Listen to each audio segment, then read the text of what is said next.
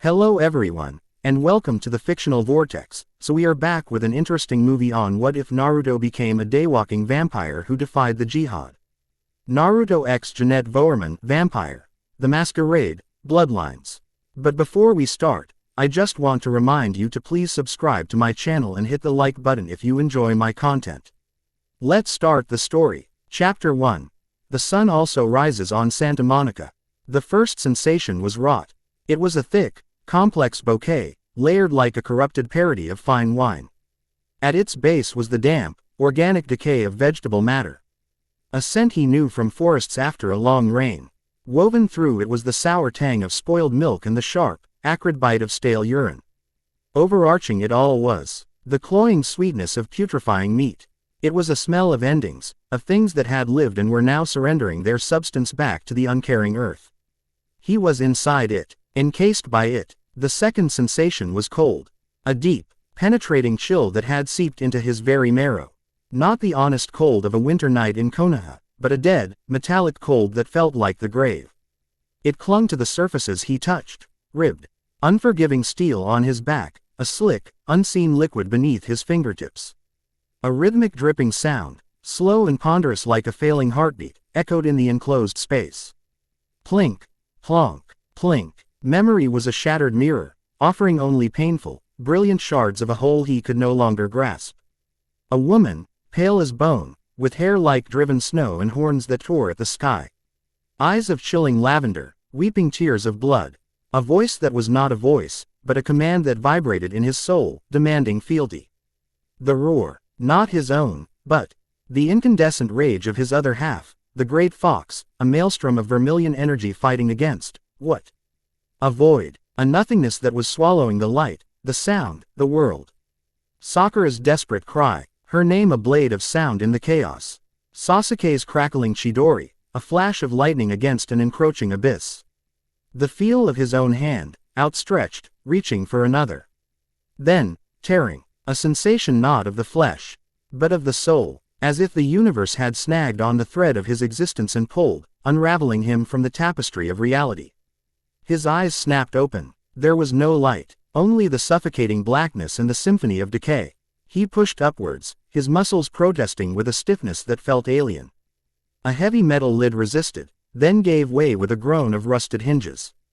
Cool, damp air, thick with the scent of salt and rain, washed over him, a baptism into a world he didn't recognize.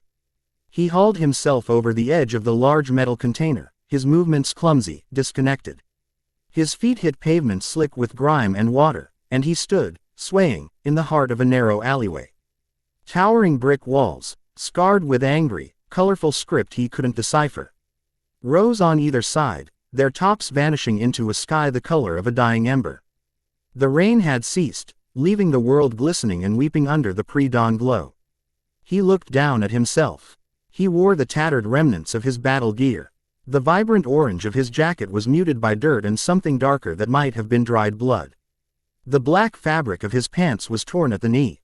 The spiral crest of his clan, the Uzumaki swirl, was still visible on his shoulder, a lonely sigil of a life that felt a million miles away. He touched his face. The skin was cold, unnervingly so. He felt for a pulse at his neck, his shinobi training a ghost of instinct. Nothing, not a flicker, not a flutter. His heart, the tireless drum that had beat through years of war and hardship, was silent. His lungs, which had gasped for air atop the highest trees and in the deepest waters, were still. He was not breathing. Panic, cold and sharp, should have seized him. His body should have screamed for air, his mind recoiling from the undeniable truth of his own corpse. But the panic was a distant echo, a physiological response his body no longer remembered how to perform. Instead, a profound, chilling clarity settled over him. He was dead, and yet, he was standing. He was thinking. He was aware. A new sensation began to prickle at his senses, a deep, gnawing haul. Onus in his gut that was more than mere hunger. It was a void, an emptiness that craved to be filled. A thirst. He scanned the alley. His vision was preternaturally sharp. He could see every crack in the brickwork, every glistening droplet of water clinging to a fire escape 20 meters away. He could hear the frantic scrabbling of a rat inside the wall to his left, the hum of a strange, glowing sign at the far end of the alley. The distant, rhythmic crash of massive bodies of water. The world was a flood of sensory information, overwhelming and yet perfectly distinct. And beneath it all, another scent. Faint, but tantalizing. Warm, metallic, and alive. From the rat, the thirst in his belly sharpened into a predatory urge, a voice that was not his own whispering in the back of his mind. Easy prey. Just a mouthful. Take it. His jaw clenched. With a will forged in the crucible of controlling a tailed beast, he crushed the nascent impulse. No, he rasped, the sound shocking in the silence. His voice was his own, but deeper. With a strange, resonant timbre. He was a monster. Some new kind of monster, animated by a force he didn't understand, cursed with a thirst he found repulsive. He had died in battle. A hero's death he had always been prepared for. He should be in the Pure Land with his parents, with his master. Not here. Not like this. He looked towards the end of the alley, where the sky was bleeding from bruised purple into a soft, incandescent orange. Dawn was coming. A memory, unbidden, surfaced from the sludge of his fractured consciousness. A story an old vampire hunter had once told Jiraiya. A tale of creatures of the night who burned like paper in the light of the sun. This was it, then. The final, merciful end. He had been given a brief, horrifying glimpse into his own damnation. And now the sun would come to cleanse him. He felt a sense of profound peace settle over him. It was a fitting end for a monster. He stepped out of the alley, onto a wide, black, K-top road that ran parallel to a vast expanse of sand and churning, gray water. The ocean. The air was thick with its raw, primal scent. He stood on the pavement, facing the horizon, and waited for his absolution. The first ray of sunlight crested the distant, hazy line where water met sky. It was a sliver of pure, blinding gold.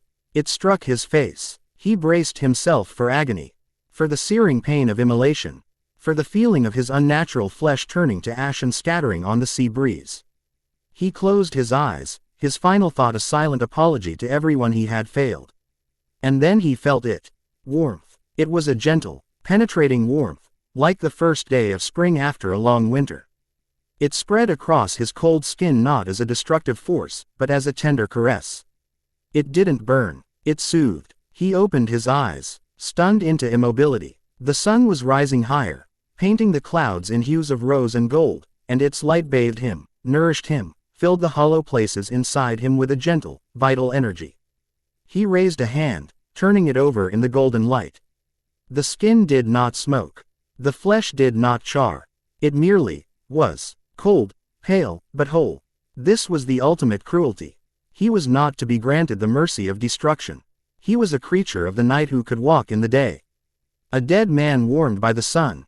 An impossibility. A paradox. An anomaly. He felt for the presence within him, the raging, colossal chakra of the nine-tailed fox that had been his companion, his burden, and his power for his entire life. It was there, but it was sleeping. It was not the roaring furnace of power it had once been, but a single, infinitesimally small, yet infinitely dense, ember of vermilion energy, banked deep within the silent chambers of his heart. It was as if the process that had killed and remade him had forced Kurama into a state of profound hibernation, his life-sustaining energy now integrated into Naruto's own physiology, a quiet, eternal pilot lig. Fighting against the encroaching vampiric cold. It was this ember, he suspected, that defied the sun's curse. Kurama, the being of pure energy and life, was shielding him from a curse born of death and stasis. Laughter bubbled up in his chest, a dry, humorless sound. Of course, it would be this complicated. Nothing in his life had ever been simple. Why should his death be any different? He stood there for a long time, a silent statue in tattered black and orange, as the sun climbed higher into the sky. The world began to wake around him. Strange, horseless carriages of polished metal and glass began to roar past on the road, their occupants casting curious glances at the bizarre figure standing so still by the roadside. People began to appear on the wide walkway bordering the beach. They ran in brightly colored clothes, their chests heaving, their hearts pounding with a vitality that made his thirst ache. He needed to move. He needed to understand. He was a shinobi of Konohagakure, a censor, a strategist. He was not a lost child. This was simply a new battlefield, and he was unarmed and without intelligence. That had to change. He began to walk. His long, measured strides carried him away from the sea and into the city itself. It was a jungle of glass, steel, and concrete, unlike anything he had ever seen. Buildings soared to impossible heights, their windows reflecting the morning sun like 1,000 unblinking eyes. The language on the signs was foreign, yet he found he could read it, understand it. A parting gift from the jutsu that brought him here, perhaps. Santa Monica Pier, Ocean Avenue, the 3rd Street Promenade. His appearance drew stares. In his torn, outlandish clothes, with his sun-kissed blonde hair and the strange, intense focus in his blue eyes, he was an aberration. People gave him a wide berth. A woman pulled her child closer. A man in a suit quickened his pace, his hand drifting to a phone in his pocket. He ignored them. They were civilians. They were not a threat. Nor were they a source of information. He was a shadow, and he needed to find the other shadows in this strange, bright world. His senses, now his most reliable tool, guided him. He filtered out the cacophony of the waking city, the roar of traffic, the chatter of 100 conversations, the smell of cooked food and exhaust fumes, and focused on the undercurrents. He was searching for the scent he'd detected in the asylum club from the outline, the faint, resonant tang of power, of life that was not life. Vidi. He found it, faint traces of it, clinging to certain individuals. A man with eyes too old for his face, sitting on a bench, reading a newspaper with an unnatural stillness. A young woman with a rebellious sneer, whose speed as she weaved through the sea. Route on a skateboard was just a little too fluid, too fast. They were like him. They were the others. But they were cautious, hidden. Approaching them directly would be a mistake. The thirst was a constant companion now. A dull ache that sharpened whenever he passed too close to the vibrant, pulsing life of the mortals around him. He saw a street vendor selling hot dogs, the smell of cooked meat and onions thick in the air. The vendor had a small cut on his finger, a single, perfect bead of crimson welling on the skin.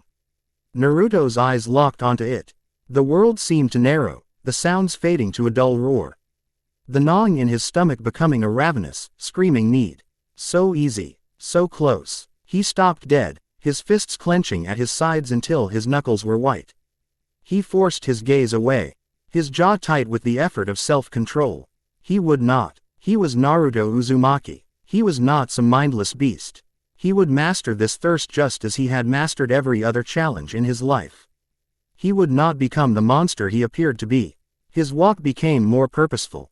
He was no longer just observing. He was hunting, not for prey, but for a place. A place like him. A place that existed on the fringe. In the shadows, even in the broad daylight. A place that would not be alarmed by a man in his state. A place that might hold answers. He found it as the sun began its slow descent towards the western ocean. It was a squat, garish building tucked between a vape shop and a tattoo parlor. It was painted a lurid purple and black, with a sign above the door that depicted a grinning, straight-jacketed moon. In neon letters that flickered erratically, it read, Asylum. Even from the outside, it felt right. The air around it was thick with the energy he sought. It pulsed with a chaotic, slightly deranged rhythm. A siren song for the lost and the damned. The building itself was old, but the facade was a deliberate act of rebellion against the clean, sun-drenched aesthetic of the rest of the city. It was a promise of sanctuary for things that didn't belong in the sun, even though it was still bathed in the late afternoon light. The doors were closed, a heavy velvet rope strung across the entrance. A sign proclaimed it opened at 10 p.m. He couldn't wait that long. He needed an anchor point, a place to begin. He walked around the building, his eyes scanning for an alternate entrance. He found one in the same alley he had woken up in, what felt like a lifetime ago. A simple steel door, probably a fire exit or delivery entrance. It was locked. For a human, it would have been an impassable barrier. For him, it was a minor inconvenience. He placed his hand on the lock. He didn't focus on his physical strength. Instead, he reached for the barest thread of his chakra. A concept that felt both intimately familiar and strangely distant. He pushed a minuscule amount into the lock's mechanism. There was no flash of light, no sound. Just the quiet, obedient click of tumblers shifting into place. The door swung inward into darkness. He slipped inside, closing the door behind him, plunging the world into a comfortable gloom. The air here was thick with the scent of stale smoke, spilled alcohol, perfume. And that other, deeper scent. The scent of Vidi. It was stronger here than anywhere else. He was in the right place. The club was a cavern of shadows and strange shapes. The dance floor was an empty void, the stage a dark maw. Chairs were stacked on tables like skeletal sculptures. The only light came from the emergency exit signs and the faint glow of the bar, where colored bottles stood like potions in an alchemist's lab. A little early for a visit, don't you think? The voice came from everywhere and nowhere at once. It was female, silken, and laced with a playful, dangerous amusement. He didn't startle. His senses had registered her presence the moment he'd entered. She was perched atop the bar, half hidden in the shadows, one leg swinging idly. The front door was closed. He stated simply, his eyes cutting through the gloom to find hers. She giggled, a sound like wind chimes made of broken glass. Oh, the front door. How terribly formal. The best people always use the back door. It's so much more intimate. She uncoiled from her perch and landed on the floor with a silent grace that spoke of her nature. She moved into the faint light, and he got his first good look at her. She was a whirlwind of contradictions. She wore a chaotic ensemble of black lace, striped stockings, and heavy boots, yet she moved with a ballerina's poise. Her hair was stark black, cut into pigtails that seemed too youthful for the knowing, ancient amusement in her dark eyes. Her face was a porcelain mask of stunning beauty, marred only by the manic, raw, Zor's edge energy that radiated from her. "You're not from around here," she purred, circling him like a curious shark. "I'd remember a scent like yours. It's all ozone and sunshine and old anger. It doesn't fit. What are you, little fox?" Her words, nonsensical and rambling, hit him with the force of a physical blow. Little fox. How could she know? Was she a censor? Could she see the slumbering Biju within him? He remained still, his face a calm mask, his mind racing. "My name is Naruto." "Naruto," she repeated, tasting the name. "It sounds crunchy. I'm Janette, or maybe I'm Therese today. It's so hard to keep track. Are you lost, Naruto the Crunchy?" "I'm looking for information," he said, his voice level. He would not play her games. Directness was his only weapon here. And a place to stay. A place to stay. She clapped her hands together, the sound unnaturally loud in the silence. "A stray. I love strays. They're so grateful." At first, she leaned in close, her eyes wide and hypnotic. He could feel a subtle pressure against his mind, a gentle, insidious probing. He recognized it for what it was, a psychic attack, a mental manipulation.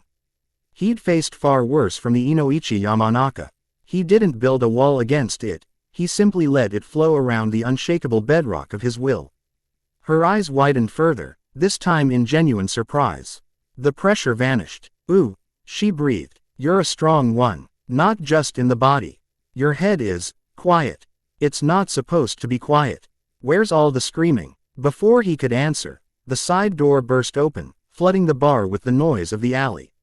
Two men, large and reeking of cheap beer and aggression, swaggered in. They were mortal. "Jenny, you in here?" The first one slurred, his eyes adjusting to the dark. "Figured we'd start the party early." Quote. Jeanette sighed dramatically, a theatrical pout on her lips. "Oh, Bruce, not now. I have a guest. We ain't gonna be long." The second one, Dale, chuckled, his eyes landing on Naruto. "Who's the charity case? You find him in the dumpster out back." Naruto didn't move, he simply watched them, his senses cataloging their every twitch. Their heart rates were elevated. Their movements clumsy with intoxication. They were loud, sloppy, and predictable. "He doesn't look like much," Bruce sneered, taking a step towards Naruto. "Maybe we should teach him some manners." Jeanette giggled again, a high, dangerous sound. "Oh, I don't think he's the one who needs a lesson." Bruce ignored her. He reached out to shove Naruto, a common playground bully's move. "Get lost, weirdo." What happened next was almost too fast for a human eye to follow. Naruto didn't move back, he didn't block, he flowed. As Bruce's hand came towards his chest, Naruto shifted his weight almost imperceptibly. his own hand coming up to gently cup Bruce's elbow. He didn't use strength. He used the man's own momentum, a simple, elegant redirection learned from 1,000 spars. Bruce stumbled forward, his shove meeting empty air. Naruto's other hand shot out, not in a punch, but with his fingers extended, stopping a single millimeter from Dale's throat. The world seemed to freeze. Dale stood paralyzed, his eyes wide with terror, staring at the fingertips that could have ended his life. He could feel the sheer, predatory stillness of the man before him, the absolute promise of violence held in perfect check. Naruto held the position for a single, silent heartbeat. Then he retracted his hand and stepped back, his expression unchanged. Bruce caught his balance, turning around with a bewildered look on his face. Dale was pale, a sheen of sweat on his brow, his drunken bravado completely evaporated. "I think," Naruto said, his voice a low, calm rumble that cut through the tension, "you were leaving." It wasn't a question. It was a statement of fact. Without another word, the two men scrambled back out the door, their retreat far less confident than their entrance. Silence descended once more, thick and heavy. Janette was staring at him, her head cocked. The playful mania in her eyes was gone, replaced by a sharp, calculating gleam. The air around her shifted, the chaotic energy coalescing into something more focused, more dangerous. It was like watching a different person take the stage. "Well, she said, her voice dropping an octave, losing its girlish lilt and taking on a colder, more businesslike tone. "Therese was right about you. You're not just a stray." Naruto met her gaze, his own calm unwavering. He had dealt with fractured personalities before, with enemies who hid their true selves behind masks of insanity or bravado. This was familiar territory. "You're an asset," the woman who was now Therese continued, her eyes sweeping over him, evaluating him. "Or a liability. I haven't decided which yet. I'm a traveler," Naruto corrected her gently. "Looking for a safe harbor in a storm." She stepped closer, her confidence absolute. "There are no safe harbors in this city, Mr. Naruto. Only deeper circles of hell. But you are interesting. And interesting things have value." She smiled, a cold, sharp thing with no humor in it. "You may stay. For now, consider yourself under my protection. We have much to discuss.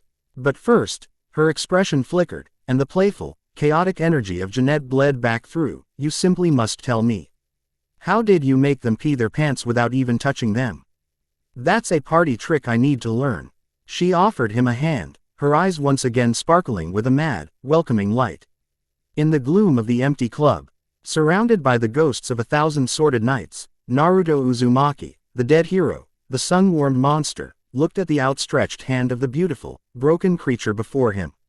He did not know if it was an offer of salvation or a key to a new cage. With a silent resolve, he took it. He had survived wars. He had tamed demons. He would survive this. Chapter 1 End. Chapter 2. Of Blood, Beasts, and Broken Minds. The hand Naruto took was slender and cool, but a frantic, nervous energy pulsed just beneath the skin. It was Janette's hand. He could feel it, in the way her fingers fidgeted slightly in his, a hummingbird's restlessness. The shift back from the cold, appraising Therese was as swift and seamless as the setting of the sun, leaving him with a faint sense of vertigo. As if the very laws of personality were fluid in this woman's presence. "Ooh, a strong grip. Full of secrets and calamari," she chirped, her voice once again a playful, sing-song melody. She tugged him with surprising strength towards a door behind the bar. Come, Mr.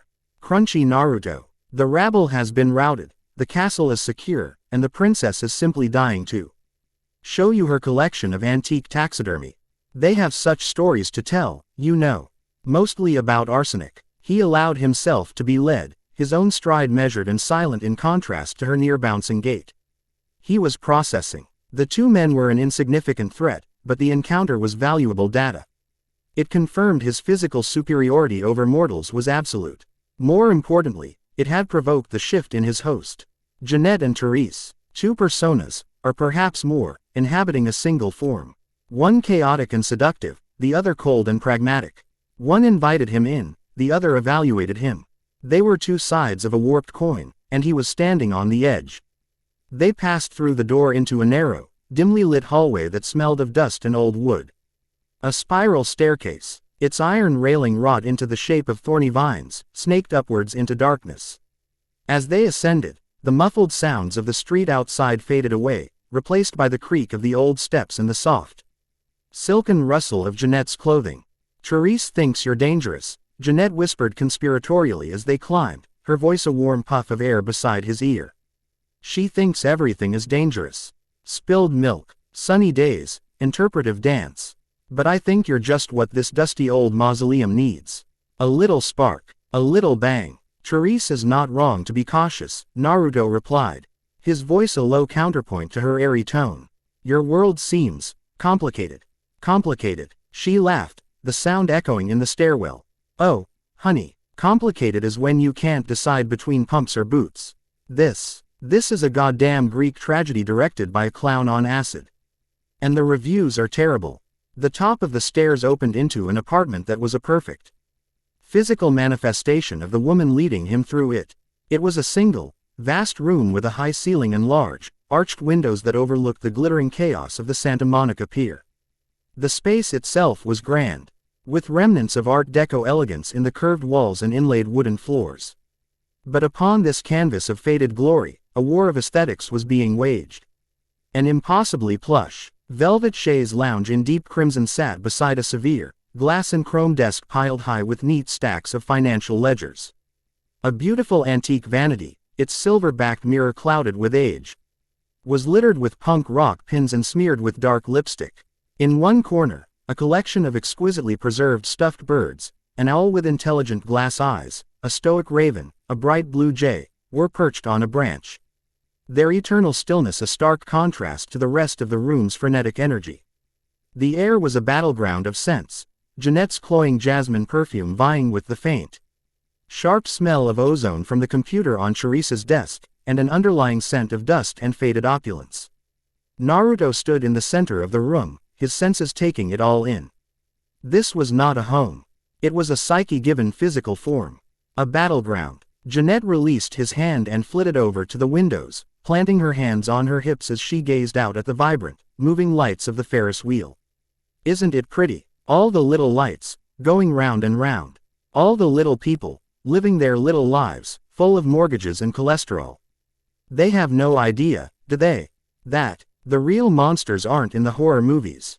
They're the ones running the studio." As he watched her, the shift happened again. It was subtle, almost imperceptible to a normal gaze.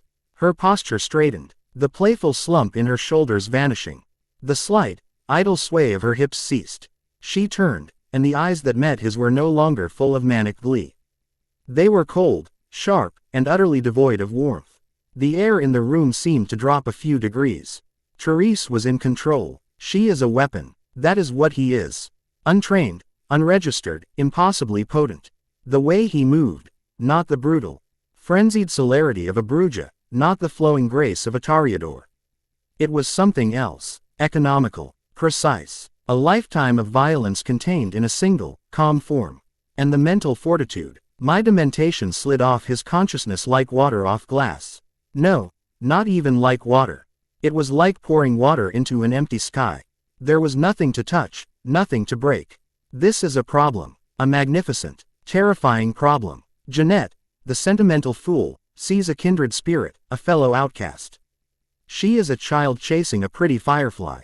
She doesn't realize this one could burn down the whole forest. But that fire can be aimed. LaCroix would want him. The anarchs would kill for him. The Sabbat would turn him into a mindless war dog. No, he is mine, an asset to be cultivated. A blade to be kept sheathed until it is needed to cut the throats of my enemies. First, he must be understood. His levers must be found. Let's dispense with the pleasantries, Therese said, her voice crisp and commanding. She gestured towards the crimson chaise lounge. Sit. We need to establish some ground rules. Naruto didn't move immediately. He met her gaze, his own blue eyes calm and steady. He gave a slight, almost imperceptible nod. Therese, he acknowledged. It is good to have a direct conversation. His simple acknowledgement of her presence, of her distinct identity, seemed to throw her off balance for a fraction of a second. A flicker of surprise crossed her features before being suppressed by a mask of cold authority. She had expected confusion, fear, or denial. She had not expected immediate, calm acceptance. He crossed the room and sat not on the chaise she had indicated, but in a simple, hard-backed chair that stood beside her desk. It was a subtle but clear statement. He was not here to lounge, to be comfortable. He was her equal in this conversation. Therese's lips thinned. You are an unknown quantity. In my world, unknowns are liabilities until they prove otherwise. You have proven you are powerful. Now, you will prove you are not a threat to me or my business. Your business is the club downstairs, Naruto stated. Your safety is a different matter. They seem intertwined. Astute, she conceded, moving to stand behind her desk, creating a barrier between them. The asylum is a neutral ground, a feeding haven. I maintain its peace, and in return, the powers that be leave me alone. That peace is profitable. The sabbat you so flamboyantly dispatched on my peers some time ago were a violation of that peace. Your presence here is a disruption. A very loud one. Wait. The peer. The memory of that fight was fresh in his mind, but it had only been hours ago. He looked out the window. The sun had set, and the pier was ablaze with light. But she said it as if it were a past event, a closed file. He realized with a jolt that he had no idea how much time had passed while he was in the club. Had he been standing there for hours while she decided what to do with him? The thought was unsettling. His perception of time, once as reliable as the seasons, was now just another variable.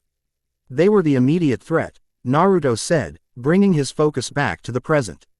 I eliminated it. You annihilated it, she corrected, her voice sharp. That display, that was not a known discipline. It was not thaumaturgy. It was not protean. What was it? This was the core of her interrogation.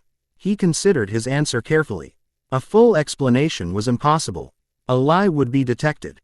The truth, then, but a carefully curated version of it. In my world, he began, his voice taking on a distant quality, we have a different understanding of life energy.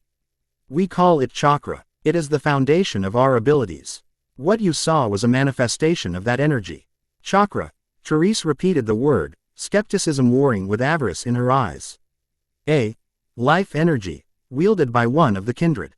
A walking paradox. You are Cain's get, and yet you speak of life. You are an abomination. The word was clinical, a diagnosis, not an insult. I am what I am, Naruto said simply. I did not ask for this. None of us did, she countered coolly. We are all monsters made in the dark. But we have rules, a structure, a war that has been waged since the beginning. It is called the Jyhad. You have just, very loudly, announced your presence on its chessboard. Now, you must choose a side, or one will be chosen for you. A choice, as if there is a choice. He thinks he is a player. He is a piece, a king, perhaps, but a piece nonetheless. He needs to understand the board. The Camarilla. Yes, start there. The great lie. Oh, no, not the camis. They're so dreadfully boring. All black suits and thou shalt nots. Tell him about the romance. The tragedy. The eternal struggle. Tell him about us, the rebels, the poets, the beautiful damned. Quiet, you fool. Romance doesn't keep your head attached to your shoulders. He needs to understand power. The Camarilla, I will say, are the self-proclaimed rulers. A council of elders, the princes, who enforce a code of secrecy called the Masquerade. They hide from the mortals, pretending to be their protectors, all while treating younger kindred like us as pawns in their ancient games. They offer stability, security, a warm little cage. Their prince in this city, Sebastian Lacroix, is ambitious and vain. He would see you as a tool to be owned. A tool. He's not a tool. He's a sunrise. He's the song you hear right before a truly magnificent disaster. Lacroix wouldn't own him. He'd put him in a display case. So sterile. So beige. Therese began to pace, her explanation crisp and lecture-like. There are two main factions in this eternal war. The first is the Camarilla. They are the ivory tower.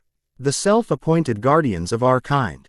They enforce the Masquerade, our most sacred law, which forbids revealing our true nature to mortals. They preach order, tradition, and stability. In reality, They are a corrupt aristocracy of ancient vampires who use these laws to maintain their power over the younger generations. Their leader in Los Angeles, Prince LaCroix, W. Old Seer, Chakra, is a prize to be claimed for his collection. Her expression flickered. A ghost of a chaotic grin touched her lips, and her voice lifted, becoming more musical. Such a bore. All rules and no fun. They're the parents who tell you not to play with fire. The grin vanished as quickly as it came, and Therese's cold mask was back in place. The alternative is the Sabbat. They are the other side of the coin. And they are monsters. They call the Camarilla cowards. They revel in their vampiric nature, seeing mortals as nothing more than cattle. They embrace the beast within, foe. Seeing their recruits into mass graves and violent embraces. They are zealots, crusaders in a holy war against the ancients they believe are destined to devour us all. They are the ones who attacked you. They would see you as a weapon, chain you, and point you at their enemies until you were destroyed. The playful Jeanette persona broke through again, a shudder running through her body. Icky, icky, icky. They have no style. All blood and guts and screaming. They're the bullies who pull the wings off flies. Terribly uncreative. Naruto listened, his face impassive, but his mind was working, drawing parallels. The Camarilla were the feudal lords, the daimyo, obsessed with politics and maintaining the status quo. The Sabbat were the Akatsuki, but without the ideology, just the nihilistic violence. It was a familiar dynamic, just painted in a different shade of darkness. And you? He asked. Where do you fit in? Therese stopped pacing and looked at him. We are anarchs, she said, the W. Ord holding a mix of pride and bitterness. The third option. We believe in freedom. We believe no vampire should kneel to another simply because of age or bloodline. We fight the Camarilla for our independence. This city, Los Angeles, is one of the few strongholds of the anarch-free state. Jeanette's voice took over, full of passion. We're the revolutionaries. The dreamers. We're the ones who believe we can be more than just monsters or politicians. We fight for the right to be ourselves. We are a fractured, disorganized rabble of idealists and gangbangers who are losing the war, Therese finished, her voice flat and cold. Extinguishing Jeanette's fire. That is the reality. We have passion, but the Camarilla has power and patience. She leaned forward, her hands flat on the desk, her gaze pinning him. This is the world you have fallen into, Naruto. A three-way war with no end in sight. You are too powerful to remain neutral. Your very existence is a threat to the Masquerade and the balance of power. Sooner or later, you will have to choose. And I, she added, her voice dropping to a low, possessive whisper, intend to make sure you choose correctly. Suddenly, she straightened up, a strange, calculating smile playing on her lips. It was a smile that was half Therese's cunning and half Jeanette's mischief. But talk is so dry. And you must be thirsty. All this talk of life energy, it must take a toll. You need to feed, and I think a practical demonstration of the political climate is in order. She moved towards the door. Come, let's take a walk on the pier. It's so pretty at night. And it's a perfect place to see the wildlife up close. Naruto's senses screamed at him. It was a trap. Her offer was too sudden, her demeanor too predatory. It was a test. She was going to put him in a situation and see how he reacted. He could feel it now, a subtle shift in the currents of the night outside. Faint, hungry presences beginning to converge on their location. She had made a call. She had leaked their position. She was throwing him to the wolves to see if he was a wolf himself, or a sheep. He rose from his chair, a slow, deliberate motion. He could refuse. He could call her bluff. But that would be a defensive move. And Naruto Uzumaki had learned long ago that the best defense was a decisive, overwhelming offense, executed on your own terms. He would walk into her trap, not as a victim, but as a willing participant, ready to turn the tables. A walk sounds perfect, he said, his voice betraying none of the tension coiling in his gut. Lead the way. The night air on the pier was a riot of sensations. The salty tang of the sea, the sickly sweet smell of cotton candy and popcorn, the distant music from the carousel, and the happy screams of mortals on the roller coaster. It was a celebration of life, vibrant and loud, a stark contrast to the silent, cold predator walking beside him and the other, hungrier predators he could feel closing in around them. They walked in silence for a time, passing under the garish, blinking lights of the arcade, past couples holding hands and families laughing. For a moment, Naruto felt a pang of something he hadn't felt since waking in the dumpster, a profound, aching loneliness. This was a world of life, and he was an outsider, a dead thing walking among the warm and the breathing. They look like insects, don't they? Therese's voice cut through his reverie, skittering about their short, pointless lives, utterly oblivious to the spiders in the rafters. They look happy, Naruto countered quietly. There's value in that, she scoffed, a dry, dismissive sound. They reached the end of the pier, a wide, open space of wooden planks that stretched out over the dark, churning water. The moon was high and full, casting a silver path across the waves. Most of the mortals had turned back, preferring the lights and noise of the main drag. Here, they were relatively alone. And the trap was sprung. They emerged from the shadows beneath the pier. From behind concession stands, vaulting over the railings. There were 5 of them. They moved with a lurching, inhuman speed, their bodies gaunt and their faces twisted into masks of feral hunger and fanatical glee. They were dressed in rags and street clothes, but they were armed with crude weapons, lead pipes, rusty chains, a shard of broken mirror. The Sabbat, Jeanette Voerman, the leader hissed, a gaunt man with crazed eyes and filed teeth. The anarch whore, the Black Hand sends its regards. And it wants your new pet. Jeanette, or was it Janette now? Let out a small, theatrical gasp, placing a hand on Naruto's arm. Oh my, ruffians, whatever shall we do? Her eyes, however, were fixed on Naruto, glittering with cold, analytical curiosity. Show me, they seemed to say. Show me what you are. The 5 vampires spread out, encircling them. Naruto didn't even look at them. His gaze was fixed on the woman beside him. This was your doing, he stated, his voice dangerously calm. A field test, darling, she purred. Let's see if you're worth the investment. Naruto turned his attention to the attackers. They were sloppy, full of rage and the beast, but no discipline, no training. They were like wild dogs, dangerous in a pack but individually weak. He could end this in seconds. The first one charged, swinging a lead pipe. Naruto didn't move from his spot. He simply swayed to the side, the pipe whistling past his ear. As the vampire stumbled off balance, Naruto's hand shot out, not in a fist, but in a precise, open-handed strike. A perfect Juken blow to the shoulder joint. There was a sickening, wet pop as the arm was torn from its socket. The vampire screamed, a high, thin sound of shock and agony, and collapsed. The others paused, momentarily stunned by the casual, brutal efficiency of the takedown. He's fast, one of them snarled, and then they all charged at once. What followed was not a fight. It was a disassembly. Naruto became a blur of motion. He flowed between them like water, a calm eye in their storm of mindless violence. His movements were the pinnacle of shinobi taijutsu, augmented by the unnatural speed and strength of his new form. A kick, delivered with pinpoint accuracy, shattered a knee. A knife hand strike to the neck snapped a cervical spine with a crack that echoed over the waves. He parried a chain with his forearm, the metal links whining in protest, and used the chain to pull its wielder into a devastating elbow strike that crushed the vampire's face. In less than 10 seconds, 4 of the 5 Sabbat were on the ground.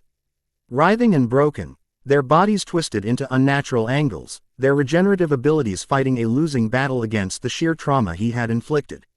They were immobilized, but not destroyed. The leader, the one with the filed teeth, stood frozen, his eyes wide with a terror that had burned through his fanaticism. He looked from his broken comrades to the silent, still figure standing over them. Naruto stood over the twitching bodies, his breathing even, if he had needed to breathe, his expression serene. He looked at Jeanette Voerman, whose face was a mask of utter, undisguised awe. The field test had yielded results she could never have anticipated. Is this sufficient? Naruto asked her, his voice still unnervingly calm.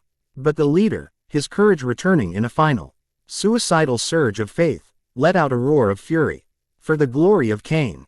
He screamed, and lunged, not at Naruto, but at Voerman, his claws extended. This was a mistake. Everything changed. The calm, detached precision vanished. The air around Naruto grew heavy, charged with a terrifying pressure. The blue in his eyes seemed to ignite, burning with a cold, protective fury. He had been testing his limits, holding back, but the direct threat to the one who was, for better or worse, his host, his only anchor in this insane world, snapped his control. He moved. He didn't just appear before the charging Sabbat. He was simply there, an insurmountable wall between the attacker and his target. "You should not have done that," Naruto said, and his voice was no longer his own. It was deeper, layered, with a faint, guttural echo that spoke of a caged, ancient power. He raised his right hand. He cupped it at his side, and the air began to scream. A high-pitched, whining shriek filled the night, a sound of immense power being forced into a small space. A whirlwind of brilliant, blue energy appeared in his palm, swirling with impossible speed, a miniature hurricane of pure, condensed power. Light erupted from his hand, casting the entire pier in an ethereal, blue glow, a light more intense than the moon, more vivid than the neon signs. It was a light that felt alive. The last Sabbat froze, his face a mask of primal terror. He was staring at something that his cursed, undead soul knew, on a fundamental level, was wrong. It was a sphere of pure life, of creation, held in the hand of a creature of death. Rasengan. Naruto thrust his hand forward. The spinning sphere of chakra slammed into the Sabbat's chest. There was no explosion, no loud bang. There was only the sound of grinding, overwhelming energy, and then, annihilation. The Sabbat didn't fly backward. He didn't burst into gore. He simply came apart. The pure, life-affirming energy of the Rasengan was the ultimate anathema to the curse of Cain. The vampire's body was unmade, his flesh and bone turned to dust, his unholy essence scoured from existence by the vortex of power. For a second, a pillar of swirling blue energy stood where the vampire had been, and then it imploded, vanishing with a soft whoosh, leaving behind nothing but a faint scent of ozone and a scattering of gray ash that the sea breeze quickly claimed. Silence descended upon the pier. The four crippled vampires lay forgotten, their groans silenced by terror. Jeanette Therese stood frozen, her dual minds for once united in a single, overwhelming emotion. Absolute, soul-shaking shock. She had wanted to see if he was a wolf. She had just discovered she had brought home a dragon. Naruto stood in the aftermath, his hand streaked, faintly glowing with residual blue energy. He took a deep, unnecessary breath, the cold fury receding, leaving only a quiet, weary resolve. He looked at the woman he had just protected, the one who had sent him into this trap. "Sufficient?" he asked again, and this time, the word carried the weight of a god. High above, on the rooftop of a darkened tourist trap shop, a figure lowered a pair of high-powered binoculars. She had seen the whole thing. The initial, brutally efficient brawl. And then, the blue light. The sphere of impossible energy. Sasha Volkova, Bruja Fury of the Anarch Free State, felt a chill that had nothing to do with the night air. She was a warrior. She lived for the fight, for the righteous rage of the cause. She had seen the raw power of gangrel elders in frenzy, the blood sorcery of the Tremere, the shadows of the La Sombra. She had never, in all her unlife, seen anything like what she had just witnessed. It wasn't a discipline. It wasn't magic as she knew it. It was something else, something new. She watched as the blonde man turned to the Malkavian bitch, his form silhouetted against the gaudy lights of the pier. He looked like a god of judgment standing in the ruins of a failed heaven. "What the hell?" Sasha whispered to the empty night, her knuckles white where she gripped the binoculars. What the hell was that? She knew, with a certainty that resonated in her very blood, that the game in Los Angeles had just changed forever. Chapter 2 End. Chapter 3. Whispers in the Warrens. The ride back from the pier was a study in silence. It was a new kind of silence. One that had not existed between them an hour before. The previous quiet in the asylum had been a space Janette filled with her chaotic chatter and Therese filled with her calculating appraisals. This new silence was a vacuum created by the Rasengan. It was a void of awe, fear, and a profound, paradigm-shifting reassessment. Janette, for it was Janette's wide, stunned eyes she stared at him from the driver's seat of her vintage convertible, drove with uncharacteristic care. Her hands, usually gesturing wildly or drumming on the steering wheel, were locked at 10 and 2, her knuckles white. The wind whipped her pigtails around her face, but she seemed not to notice. Her entire being was focused on the man sitting beside her, a man who had, for a few terrifying seconds, held a miniature star in his hand.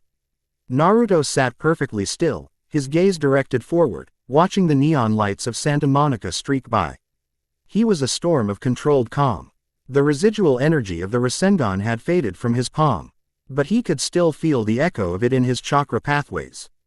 It was the first time he had used that jutsu since his arrival, the first time he had truly bridged the gap between the man he had been and the creature he now was. The result was conclusive. The attack had not just been powerful, it had been absolute. The pure life force inherent in his chakra W, as a fundamental poison to the undead curse. It was his ultimate weapon, and a secret he had just revealed in the most spectacular way possible. They arrived back at the asylum and ascended the thorny spiral staircase to her apartment without a word. The space, which had earlier felt like a battleground of personalities, now felt like a shrine dedicated to the silence between them.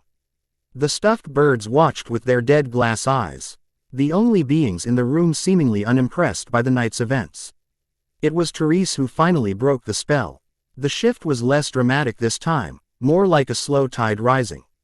Janette's wide-eyed wonder receded, and the sharp, analytical focus of Therese sharpened her features.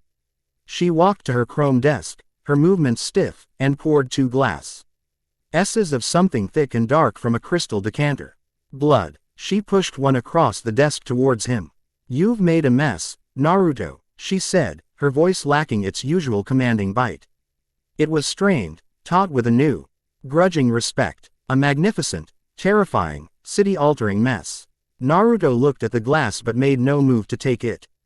The thirst was a dull ache in his gut, but the thought of drinking the viscous, cloying fluid was still repulsive to him. The mess was already here. "I just illuminated it. You took a spotlight to it," she corrected, taking a slow, deliberate sip from her own glass. "That blue light, that Rasengan." Every kindred in the city with aspects worth the damn felt that. Not as a physical tremor, but as a spiritual one. A flash of something that should not exist. They will be asking questions. LaCroix, the Tremere, the Anarchs, even the Sabbat you just humiliated. They will all want to know what it was. And who controls it. Naruto finally met her gaze. "That's why I can no longer rely on your perspective." Janette's. He meant no offense. It was a simple statement of strategic reality. You see the world through the lens of your own experience, your own faction. You gave me the players, but not the whole map. I need unbiased intelligence. I need to know the ground truth. Therese stared at him for a long moment, the gears turning behind her cold eyes. He was right. He was thinking beyond the immediate aftermath and planning his next move. He was not just a weapon, he was the mind directing it. Her initial plan to manipulate him, to aim him, seemed laughably simplistic now. You don't aim a hurricane. You try to predict its path and stay out of its way.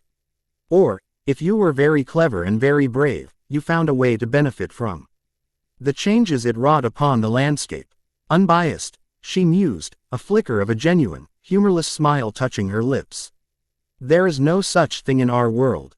Everything comes with a price, and every truth is colored by the teller. But, if you want information without the Camarilla's lies or the Anarchs' revolutionary rhetoric, there is only one place to go. She leaned forward, her expression a mixture of contempt and necessity. You go to the rats. To the bottom feeders. You go to the Nosferatu. The name was ugly, guttural. Jeanette surfaced for a moment, her face pinching in distaste. Ew. The sewer people. They're so lumpy. And they smell like sad, wet basements. Therese suppressed her focus returning. They are the most reviled of all the clans. The embrace twists their bodies, turns them into literal monsters from a fairy tale. They are shunned, forced to live in the darkness beneath the cities. But their curse is also their strength. Because they are unseen, they see everything. Because they are unheard, they hear every whisper. They are the city's spies, its information brokers, its digital ghosts. They trade secrets for survival. If you want the unfiltered tea on everyone and everything in Los Angeles, you talk to the Nosferatu. Where do I find them? Naruto asked. You don't find them. You let them know you're looking, Therese explained. Go to Hollywood. Find the old Grandview Theater on Sunset. It's been abandoned for decades. There's a maintenance hatch in the alley behind it. Leave a mark. A dead rat, a piece of discarded technology, something to draw their attention. Then you wait. If they think you're worth their time, they will contact you. But be warned, she added, her eyes narrowing. They are paranoid, territorial, and trust no one, especially not a pretty boy like you. Their territory is a fortress, and they do not welcome visitors. Naruto stood, pushing the untouched glass of blood back towards her. Thank you. This isn't a gift, she said sharply. It's an investment. The more you know, the more useful you might be. Just try not to bring their filth back into my apartment. He gave a slight nod and turned to leave. He was halfway to the door when her voice stopped him. Naruto. He paused, looking back. The mask of Therese had softened, and a sliver of Jeanette's vulnerability showed through, mixed with Therese's cold pragmatism. The Sabbat, she said, her voice barely a whisper. You protected me. It wasn't a question. It was a statement of dawning realization. He hadn't just been showing off his power. When the final Sabbat had lunged for her, his actions had been immediate, instinctual, and absolute. You gave me a place to stay, Naruto replied simply. Debts are paid. That is my way. He left her then, standing alone in her chaotic, silent apartment, grappling with a concept that was perhaps more foreign to her than his Rasengan, a simple, uncomplicated act of loyalty. The transition from relative comfort of Santa Monica to the decaying grandeur of Hollywood was jarring. Naruto moved through the city on foot, a silent specter gliding through the urban landscape. He was a sensor, drinking in the environment, mapping the city in his mind. He moved with a purpose that made him invisible, parting the crowds of tourists and dreamers on the Walk of Fame without touching a soul. Their hearts beat with a frantic, hopeful energy, a stark contrast to the silence in his own chest. He found the Grandview Theater easily. It was a carcass of a building, a once opulent movie palace now boarded up and scarred with graffiti. It slumped between a garish souvenir shop and a nightclub thumping with electronic music, a monument to forgotten dreams. In the alley behind it, the stench of urine and garbage was overwhelming. He found the maintenance hatch Therese had described, a simple circle of rusted iron set into the concrete. He had no dead rat, but he had something better. He took a moment, focusing, gathering a minuscule thread of his chakra. He ran his finger across the iron hatch, leaving behind a barely visible, shimmering line of energy, a seal. It was inert, powerless, but to any being with supernatural senses, it would feel wrong. It would be an anomaly, a whisper of a power they did not understand. It was a far better calling card than a dead rodent. He did not wait. Waiting was for those without initiative. He placed his hands on the hatch, focused his physical strength, the dead, cold power of the vampiric curse, and pulled. The iron, rusted shut for years, screamed in protest but gave way. He lifted the heavy lid and set it aside, revealing a dark, circular maw that descended into the earth. The stench that rose from it was a physical blow, a foul miasma of sewage, rot, and chemical waste. Without hesitation, he swung his legs over the edge and began his descent down the iron ladder, the darkness swallowing him whole. This was a different world. The cacophony of Hollywood vanished, replaced by a new soundscape. The slow, constant drip of water. The distant, thunderous rush from a main sewer channel. The frantic, unseen scuttling of countless small things. The darkness was absolute, a thick, velvety blackness that would have been impenetrable to a mortal. For Naruto, it was merely a filter. His vision, already preternaturally sharp, adjusted, painted the world in shades of gray and silver. He landed on a narrow walkway slick with slime. A sluggish river of indescribable filth flowed beside him. The air was thick, heavy, and tasted of decay. For a shinobi who had trained in forests, deserts, and mountains, this was the most alien environment he had ever encountered. It was the bowels of the city, its forgotten, secret anatomy. He began to move, not walking, but flowing through the tunnels with a silent, practiced grace. This was a mission of infiltration, not combat. He expanded his senses, allowing the barest trickle of natural energy to seep into him, activating a subtle form of sage mode. It wasn't the powerful transformation he used for battle, with the pigmented markings around his eyes. It was an internal shift, a heightening of his awareness to a sublime degree. The world bloomed in his mind. He could feel the vibrations in the concrete walls, mapping the labyrinthine network of tunnels for miles in every direction. He felt the pockets of explosive methane gas and avoided them. He sensed the areas where the concrete was crumbling, the ancient rebar within rusted to dust, and bypassed the potential cave-ins. He felt the nests of giant, mutated rats, their hearts beating with a feverish rhythm, and gave them a wide berth. This was his true advantage. Any other kindred, even a Nosferatu, would have to navigate this maze by memory or sight. He could perceive it all as a single, interconnected whole. He felt the traps long before he saw them. A tripwire connected to a cascade of sharpened rebar. A pressure plate Janette to flood a section of tunnel with raw sewage. Crude, but effective against the unwary. He moved past them as if they weren't there, a ghost in their machine. He could feel them watching him. They were hidden in alcoves, behind grates, submerged in the filth with only their eyes showing. He could feel the weight of their gazes, the mix of fear, curiosity, and malice. He registered each one, 7, 12, now 15 of them, tracking his progress. They were the sentries, the outer perimeter of the Nosferatu's domain. He ignored them, projecting an aura of calm, relentless purpose. He was not a threat. He was a visitor with an invitation, whether they knew it or not. After what could have been an hour of navigating the suffocating maze, he felt a shift in the environment. The tunnels here were wider, and the random chaos of the sewer system gave way to a strange, deliberate order. Thick bundles of cables, fiber optics, power lines, coaxial, ran like thick black vines along the ceilings and walls, all converging on a single point ahead. The air, while still foul, was now tinged with the sharp, electric scent of ozone from countless running electronics. He had found it, the heart of the warren. He emerged into a vast, cavernous space, a central cistern where several massive sewer tunnels converged. But it had been transformed. Scaffolding and makeshift platforms clung to the curved walls, creating multiple levels of living space. Waterfalls of raw sewage plunged into a central, churning pool, but catwalks and bridges spanned the gap. And everywhere, there was technology. Banks of scavenged servers hummed and blinked. A spiderweb of monitors displayed security camera feeds from all over the city above. A nightclub in Hollywood, a corporate boardroom in downtown, a lonely pier in Santa Monica. This was the Nosferatu's panopticon, their kingdom of filth and information.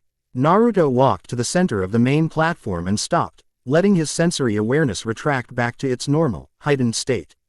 He stood there, a pillar of calm in the subterranean chaos, and waited. He knew every eye was on him. He had bypassed their perimeter, ignored their sentries, and walked into their throne room unannounced. The next move was theirs. A voice, distorted and harsh, crackled from a rusted intercom speaker bolted to a nearby pillar. "You're a long way from the beach, pretty boy." The voice was female, a low, gravelly rasp like stones grinding together. "You ignored the sentries and walked past the warnings. That's either very brave or very, very stupid. State your business, or the rats get a fresh meal." Quote, "My name is Naruto Uzumaki," he replied, his voice calm and clear, easily carrying across the cavern. "I was told this is a place to trade. I have something of value. I wish to speak with the one in charge of information." There was a long silence, filled only by the hum of the servers and the rush of falling water. He could feel a debate happening among the unseen watchers. He was an anomaly, a pretty boy, a kindred unafflicted by their curse, walking into their home with no fear and no apparent aggression. Finally, the voice crackled again. "My den, alone, any tricks, and you'll be breathing sewage for the last moments of your own life." A section of the far wall, which looked like solid, slime-covered brick, ground inwards with a low groan, revealing a darkened tunnel. It was an invitation. He walked towards it without hesitation. The tunnel was short, leading to a heavy steel door that looked like it had been salvaged from a bank vault. It swung open as he approached, revealing the inner sanctum. The room was a stark contrast to the chaotic cavern outside. It was a semicircular space, crammed from floor to ceiling with blinking, whirring technology. A single, massive, curved desk dominated the room, covered in at least a dozen monitors, keyboards, and a chaotic tangle of wires. The air was cool and smelled strongly of ozone and dust. And in the center of it all, seated in a worn, high-backed chair, was the source of the voice. She was a Nosferatu. The curse had been exceptionally cruel to her. Her skin was a pallid gray, stretched tight over a gaunt frame. Her face was elongated, her ears pointed and bat-like. She had no hair, and her eyes were large, dark pits that seemed to absorb the light from the monitors. She wore a simple, utilitarian jumpsuit, and her long, thin fingers, tipped with yellowed claws, flew across a keyboard with a speed and precision that was mesmerizing. But Naruto's gaze didn't linger on her deformities. His shinobi training had shown him every kind of horror, every kind of physical difference. He looked past the monstrous form to the being within. He saw the fierce, burning intelligence in her dark eyes. He saw the tension in her shoulders, the posture of a creature eternally on guard. He saw a professional, a survivor, a master of her craft. She didn't look up from her screen as he entered. "The Malkavian bitch sent you. I can smell her particular brand of crazy on you. What does Jeanette Voerman want from the sewers now?" "She wants nothing." "I do," Naruto corrected her, stepping fully into the room. The steel door hissed shut behind him. "I need information. A complete, unfiltered picture of the kindred landscape in this city." Finally, she stopped typing. She swiveled in her chair to face him, and for the first time, he saw her face fully illuminated by the glow of the monitors. Her expression was a mask of cynicism and deep-seated weariness. "Information is my trade, surface dweller. It is my food, my blood, my everything. And it is never, ever free," she rasped. "What could a pretty boy like you possibly have that's worth my time?" "Your purse. A promise. I don't deal in promises." "My name is Naruto," he said again, meeting her gaze without flinching. "And yours?" She seemed taken aback by the simple courtesy. "They call me Echo." "Echo," he nodded. "I am not here to offer money or promises. I am here to offer a trade. You are a keeper of secrets. Your greatest vulnerability, then, is the security of those secrets. The physical and digital security of your data." Echo let out a harsh, barking laugh. "My security is better than any corporation's on the surface. What do you know of firewalls and encryption, pretty boy?" "I know of things beyond them," Naruto said. He walked over to a section of bare brick wall. "I have a skill. My people called it fuinjutsu. The art of sealing." He placed his hand on the wall. He gathered his chakra, molding it into complex patterns in his mind, and channeled it through his fingertips. Intricate, black lines, like ink from a master calligrapher's brush, flowed from his hand onto the brick, spreading out to form a complex spiral pattern with characters Naruto had not seen or used in what felt like an eternity. The seal glowed with a soft, blue light for a moment, then faded, becoming just a black marking on the wall. "This section of the wall is now, for all intents and purposes, indestructible," he stated simply. "It will not crumble, it cannot be broken. Not by sledgehammer, not by C4, not by the claws of an angry gangrel. The rule, unbreakable, has been written into its existence." Echo stared at the seal, her dark eyes wide with disbelief. She slowly rose from her chair and approached the wall, her long fingers tracing the black lines. She tapped it. It felt like normal brick. Then she balled her hand into a fist and struck it. It was a casual blow, but backed by canine strength. Her knuckles have gone through the crumbling mortar with ease. Instead, it felt like punching a solid slab of diamond. A shockwave ran up her arm, and the wall didn't even vibrate. She stumbled back, staring from her aching hand to the seal.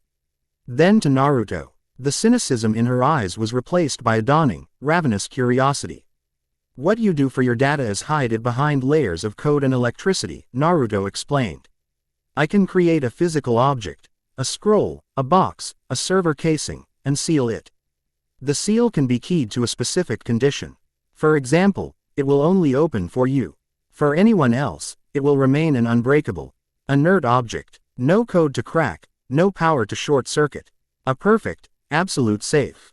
That is my offer. My unique skill in exchange for your unique knowledge." Echo was silent for a full minute, her brilliant mind processing the implications. This was the holy grail of information security. Not just encryption, but a physical law, rewritten for her benefit. The secrets she could protect. The leverage she could gain, it was beyond anything she had ever imagined. "You're not like the others," she finally whispered, her raspy voice full of a new emotion. It wasn't fear or suspicion. It was the thrill of discovery. "What are you?" "I am a customer," Naruto said, a ghost of a smile touching his lips. "Do we have a deal?" Echo looked at him, at the calm, powerful Bine. Jyhad had offered her respect and a tool beyond her wildest dreams instead of threats or condescension. She looked at the unbreakable seal on her wall. "Yes," she rasped, a genuine, sharp-toothed grin spreading across her monstrous face for the first time. It was a terrifying sight, but for the first time since he'd arrived in this world, Naruto felt he had found a true potential ally. "Yes, pretty boy, we have a deal." Chapter 3 End. Chapter 4. The Prince in His Tower. The deal with Echo was a watershed moment. For the next several days, a concept Naruto was slowly reacclimatizing to, he did not leave the Nosferatu Warrens. He found their subterranean world, once so alien and repulsive, to be a place of profound focus. It was a haven from the sensory overload of the surface, a silent, dark space where he could think. And more importantly, learn. Echo, true to her word, opened her vaults. What followed was not a simple conversation, but a total immersion into the secret history of the kindred. Naruto sat in her command center, a silent shadow amidst the humming servers, as she guided him through centuries of data. He absorbed it all with the inhuman focus of a canite and the strategic analysis of a cage. He learned of the First City, of Cain and the Antediluvians, of the Jyhad that was not just a war between Camarilla and Sabbat but a genocidal shadow play waged by gods who had slumbered for millennia. He saw the Camarilla not as Teresa's stuffy aristocrats, but as a brilliant, deeply flawed attempt to impose order on a species of apex predators. He saw their traditions, not as oppressive rules but as the desperate, finger-in-the-dike measures that had kept their world from being annihilated by the Kine. He saw the anarchs not as Janette's romantic rebels, but as a necessary, chaotic reaction to the Camarilla's ossification, a movement doomed by the very individualism it championed. He saw the Sabbat not just as monsters, but as a twisted faith, a death cult conva. Inked it was saving the world by burning it down. Echo gave him everything. Encrypted emails between Primogen members, audio recordings of Anarch Council meetings, satellite surveillance of Sabbat movements in the city's outskirts. He saw the intricate web of favors, threats, blackmail, and alliances that constituted Los Angeles's nocturnal political landscape. It was a mirror of the elemental nations, just with less overt firepower and infinitely more paranoia. In return, Naruto fulfilled his end of the bargain. He spent hours with Echo, delving into the foundational principles of Fuinjutsu. He didn't just create seals. He taught her the theory. He explained how a seal was a form of programming, imposing a rule upon reality by leveraging a minute amount of chakra as a catalyst. At her direction, he secured her most critical servers, encasing them in housings inscribed with powerful seals of preservation and stasis, making them impervious to physical damage. His magnum opus, however, was a small, featureless black box, crafted from salvaged server casing. Inside was Echo's core, her most dangerous secrets, the blackmail material that kept her alive. Naruto placed a single, complex seal upon its lid. "This is a blood seal," he explained, his finger tracing the elegant characters. "It is keyed to the unique properties of your Vitae. It will only open if you press your thumb here and will it to do so.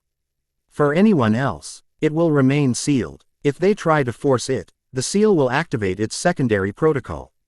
"Which is?" Echo rasped, her dark eyes gleaming with fascination. "It will consume itself and its contents, leaving behind nothing but a handful of inert dust," Naruto said. "Perfect security. The secret dies with the secret keeper." Echo looked at the box with something akin to religious reverence. It was the ultimate guarantee of her safety, a promise of mutually assured destruction for anyone who might try to steal her power. The bond between the monstrous Nosferatu and the sun-kissed anomaly was cemented not in friendship, but in the unshakable bedrock of mutual professional respect and shared secrets. On the fifth night, as Naruto was preparing to finally return to the surface, a message flickered onto one of Echo's monitors. It was a direct, unencrypted text file sent to a dead drop server she monitored. "Greater than anomaly -7.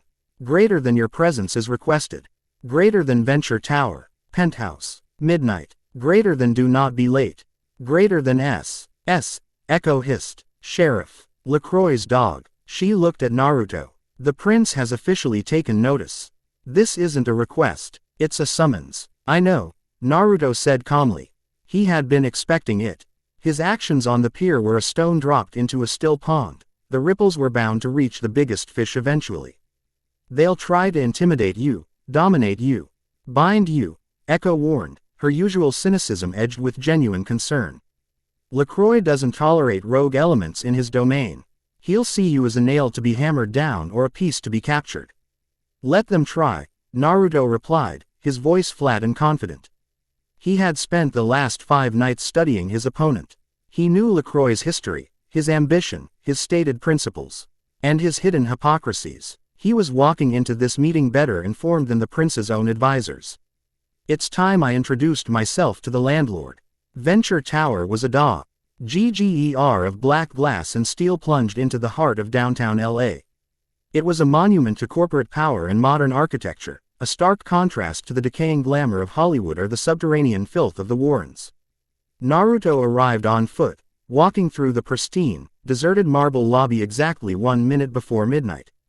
The air was sterile, chilled, and smelled faintly of money. A man was waiting for him by the elevator bank. He was huge, a mountain of muscle packed into a perfectly tailored black suit. His head was shaved, his face a granite block of stoic menace, and his eyes, hidden behind dark sunglasses despite the fact it was night, seemed to see everything. Naruto didn't need auspex to feel the power rolling off him in waves. This was a physical threat on a level far beyond the Sabbat rabble. This was the sheriff. The man simply nodded once, a curt, dismissive gesture, and pressed the call button for the elevator. Naruto stepped inside with him, the silence between them thick and heavy. The elevator ascended with a smooth, silent rush, a vertical journey into the belly of the beast. The sheriff never spoke, never looked at him, simply stood with his arms crossed, a silent, intimidating statue. Naruto was unfazed. He had stood in the presence of the 10 Tails. The silent brooding of a large man in a suit was hardly going to unsettle him. The elevator RS opened directly into the penthouse suite. The room was vast, cold, and utterly impersonal. The floors were polished black granite, the walls were sheer glass from floor to ceiling, offering a breathtaking panoramic view of the city's glittering sprawl. It felt less like a home and more like a corporate god's observation deck. A single, massive desk of what looked like obsidian stood near the center of the room, stark and imposing. There was no art, no personal touches, nothing to suggest the inhabitant had any passions beyond power and control. A figure stood before the floor-to-ceiling windows, his back to the door. Hands clasped behind him. He was tall and slender, dressed in an impeccably tailored gray suit that spoke of old money and understated elegance. The anomaly, the figure said, his voice a smooth, cultured baritone that carried easily across the cavernous room. He did not turn. I must confess, I am underwhelmed. The whispers from the gutter spoke of a god, a demon of light. You simply look out of place. Naruto stepped forward onto the granite floor, his shinobi sandals making no sound. The sheriff remained by the elevator, a silent guard at the gate. My name is Naruto Uzumaki, he stated. His voice calm and clear, neither aggressive nor submissive. The figure finally turned. This was Sebastian Lacroix, Prince of Los Angeles. He was handsome in a severe, aristocratic way, with high cheekbones, slicked back dark hair, and intelligent, calculating eyes. He projected an aura of absolute authority, honed over decades of rule. He smiled, a thin, predatory expression that didn't reach his eyes. Names are for friends and equals, Mr. Uzumaki. We are, as yet, neither, LaCroix said, gesturing to a single, uncomfortable-looking chair placed several feet before his desk. It was a classic power play, positioning him as a supplicant before a throne. Naruto ignored the chair and walked to the window, standing a respectful distance from the prince, positioning himself as an equal enjoying the same view. The view is impressive, he commented conversationally. You can see the whole board from up here.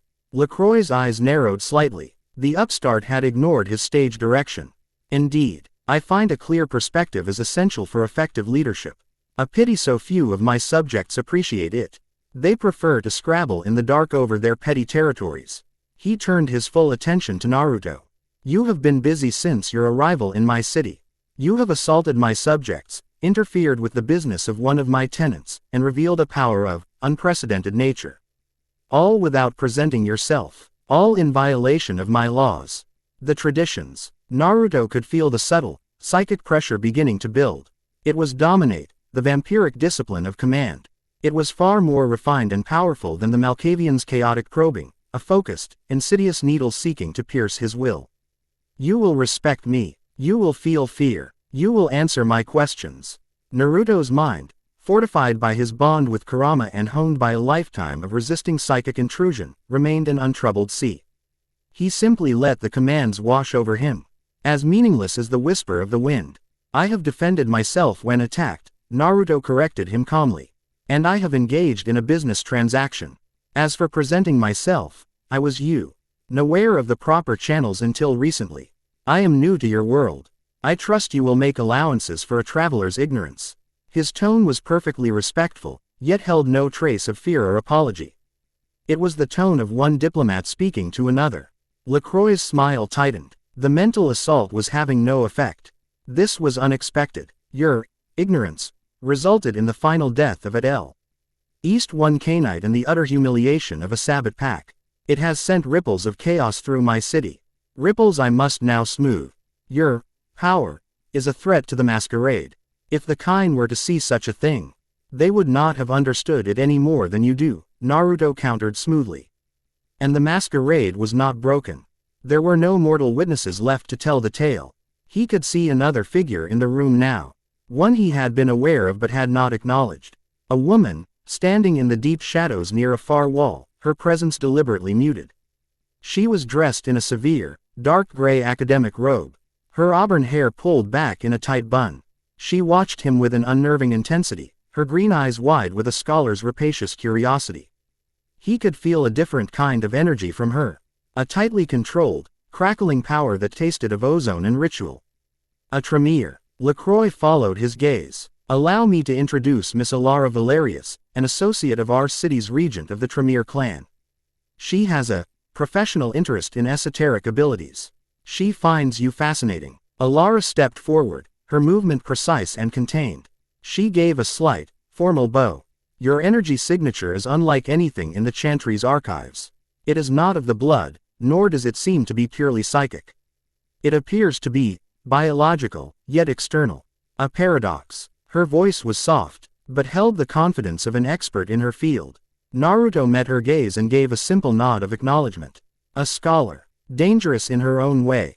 LaCroix retook the initiative. Your nature is an academic curiosity. Mr. Uzumaki. Your actions, however, are a political problem. You are a rogue element. An anomaly. You have no clan, no sire, no place in our society. You are, by our laws, caitiff.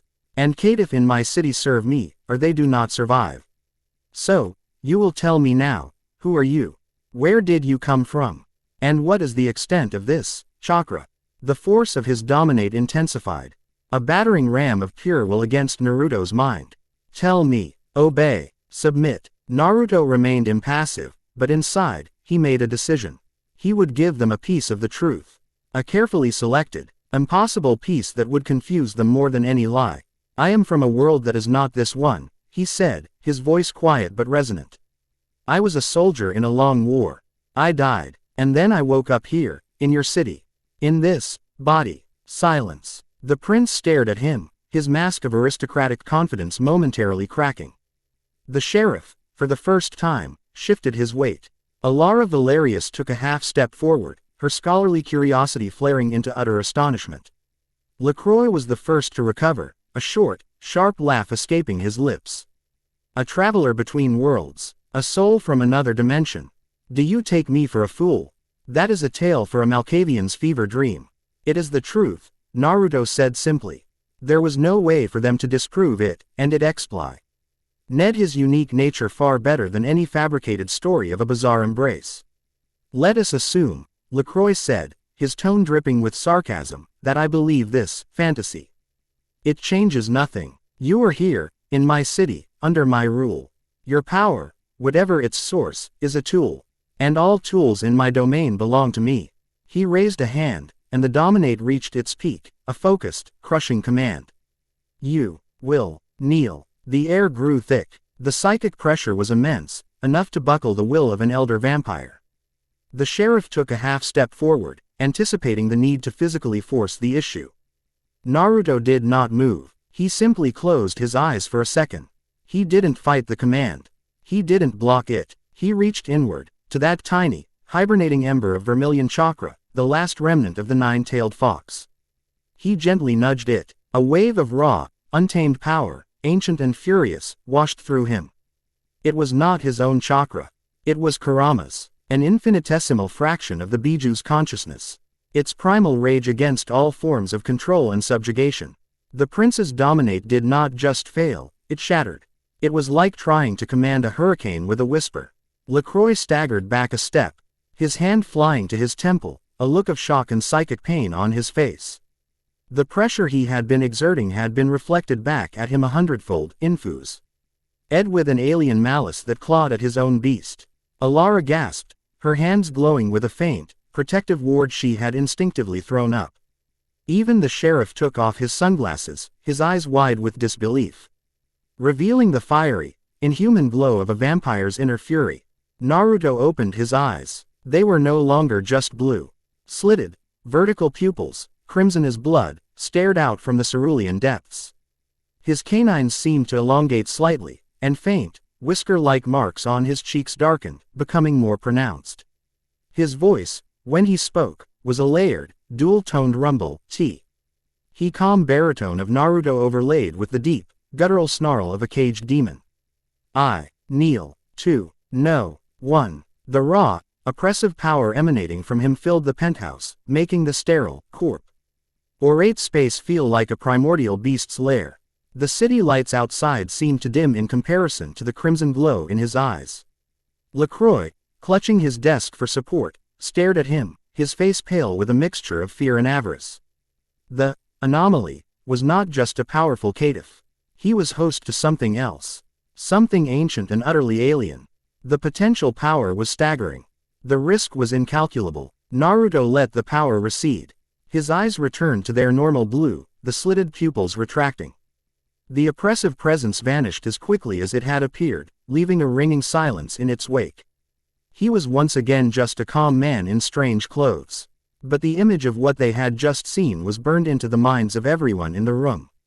You have made your point, Mr. Uzumaki, LaCroix said, his voice strained as he straightened his suit, recovering his composure with a visible effort. Your uniqueness is noted. His mind was racing, his plans shifting. This creature, could not be controlled by conventional means. It could not be hammered down.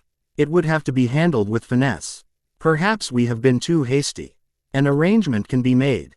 A partnership. I am not looking for a partner. Naruto said, his voice back to normal. I am not looking for a master. I am looking to be left alone. I will not be a threat to your city or your masquerade, unless I am provoked. I will abide by the tradition of not revealing myself to mortals. The other traditions are open to negotiation. It was a bold, audacious declaration. To stand in the prince's own toe, and declare his laws negotiable was tantamount to treason. But after the display of power he had just shown, it was a declaration LaCroix had to consider. Everything is negotiable, for the right price, LaCroix said smoothly. His politician's mask slipping perfectly back into place. We will speak again. You are dismissed. Naruto gave a slight, formal bow, a gesture of respect to the office, not the man. He turned and walked towards the elevator, his back to the most powerful Kainite in the city. It was the ultimate display of confidence. The sheriff, his face a mask of grudging respect and confusion, stepped aside to let him pass. As the elevator doors closed, sealing Naruto in silence, Alara Valerius finally spoke, her voice a breathless whisper. Prince, what was that?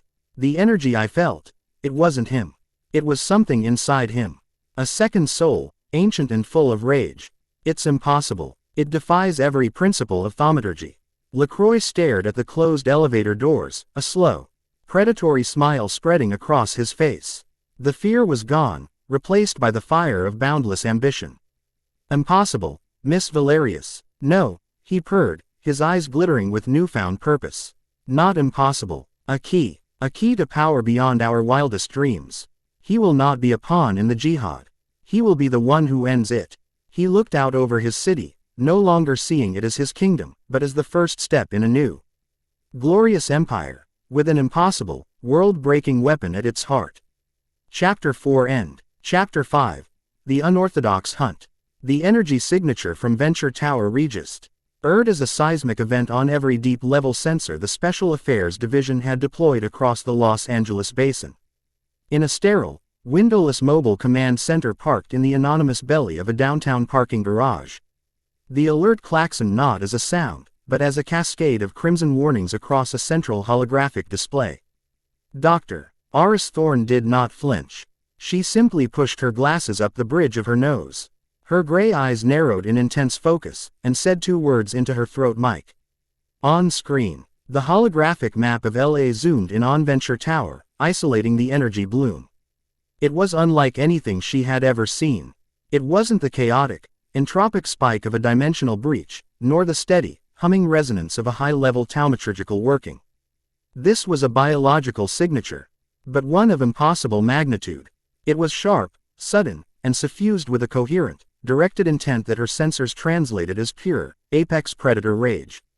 Cross-reference with recent anomalous events, she commanded. Her voice calm and even. Iris was a scientist first, a soldier second. Panic was a useless variable. Data was truth. Files flashed across the screen. A violent altercation on the Santa Monica Pier attributed to gang activity, but with eyewitness reports of blue lightning and impossible speed. A localized energy reading from the Hollywood sewer network consistent with exotic particle decay. And now this. A single nexus point connected the events. A lone, unidentified male, Caucasian, blonde hair, last seen entering Venture Tower. The current residence of Sebastian Lacroix, designated UBEALPHA2, the local Camarilla chieftain. It's him, said a voice from the comms, crisp and professional. Call sign. Wraith. He's on the move, exiting the tower, alone. Maintain passive surveillance only, Iris ordered. I want a full behavioral workup before we even consider engagement. Designate the target, anomaly -7, and get me the full workup on his known associates. The Malkavian, Voerman, the Nosferatu network, he's making friends in low places. For the next 72 hours, Iris Thorne and her team became Naruto's shadow. They were the SAD's Echo team. The top tier of a black-budget government organization so secret that most of the intelligence community believed it was a myth. They didn't hunt monsters with crosses and holy water. They hunt unidentified biological entities with quantum-entangled communicators, drone surveillance, and weapons born from reverse-engineered extraterrestrial and extradimensional technology. Iris, a PhD in xenobiology, had been recruited for her ability to analyze and understand the inhuman. She had stayed because she learned she had a talent for hunting it. From the quiet, humming chill of her command center, she watched Naruto. He was a creature of baffling contradictions. He moved with the predatory grace and environmental awareness of a tier -1 UBE, yet he showed no overt hostility.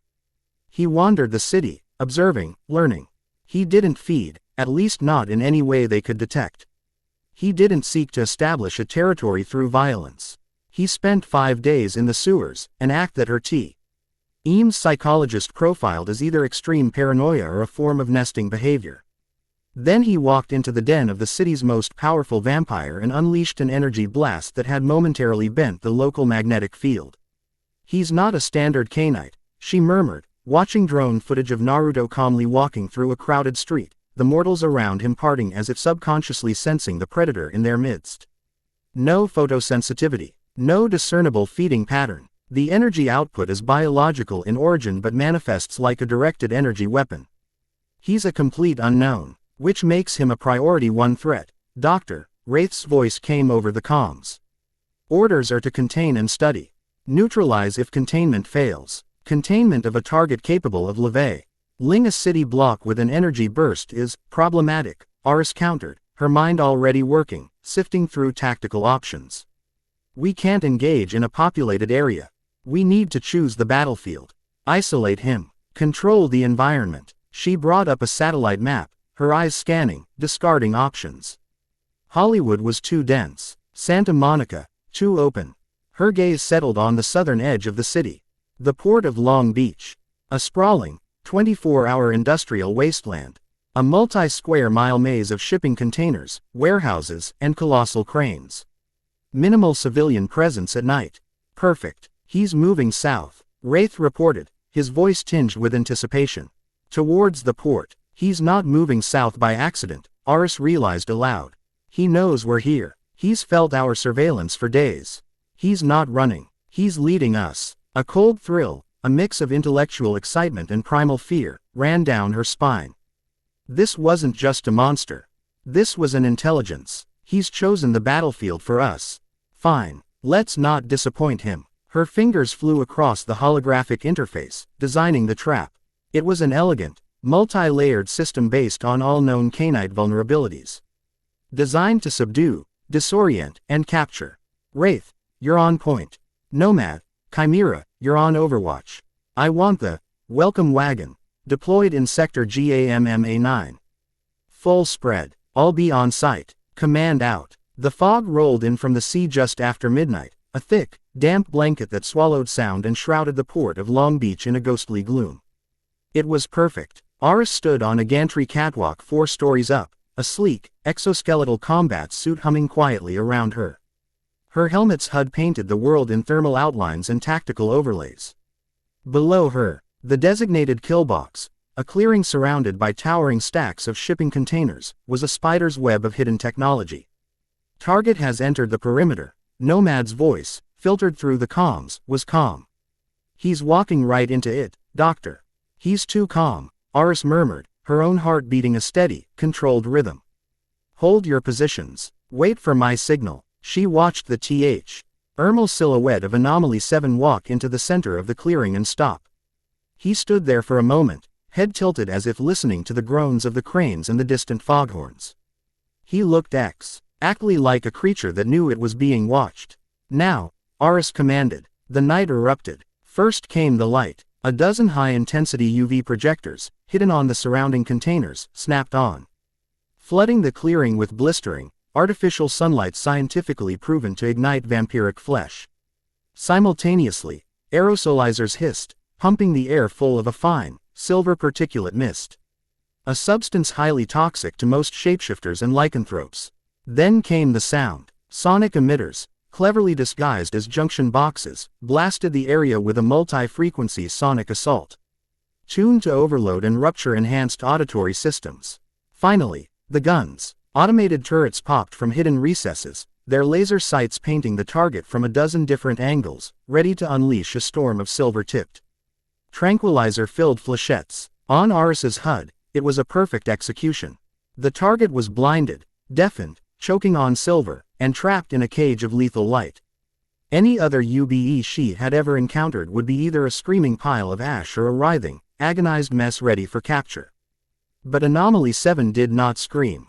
He did not burn. For a heart-stopping second, he simply stood there, head bowed, in the center of the technological tempest she had unleashed.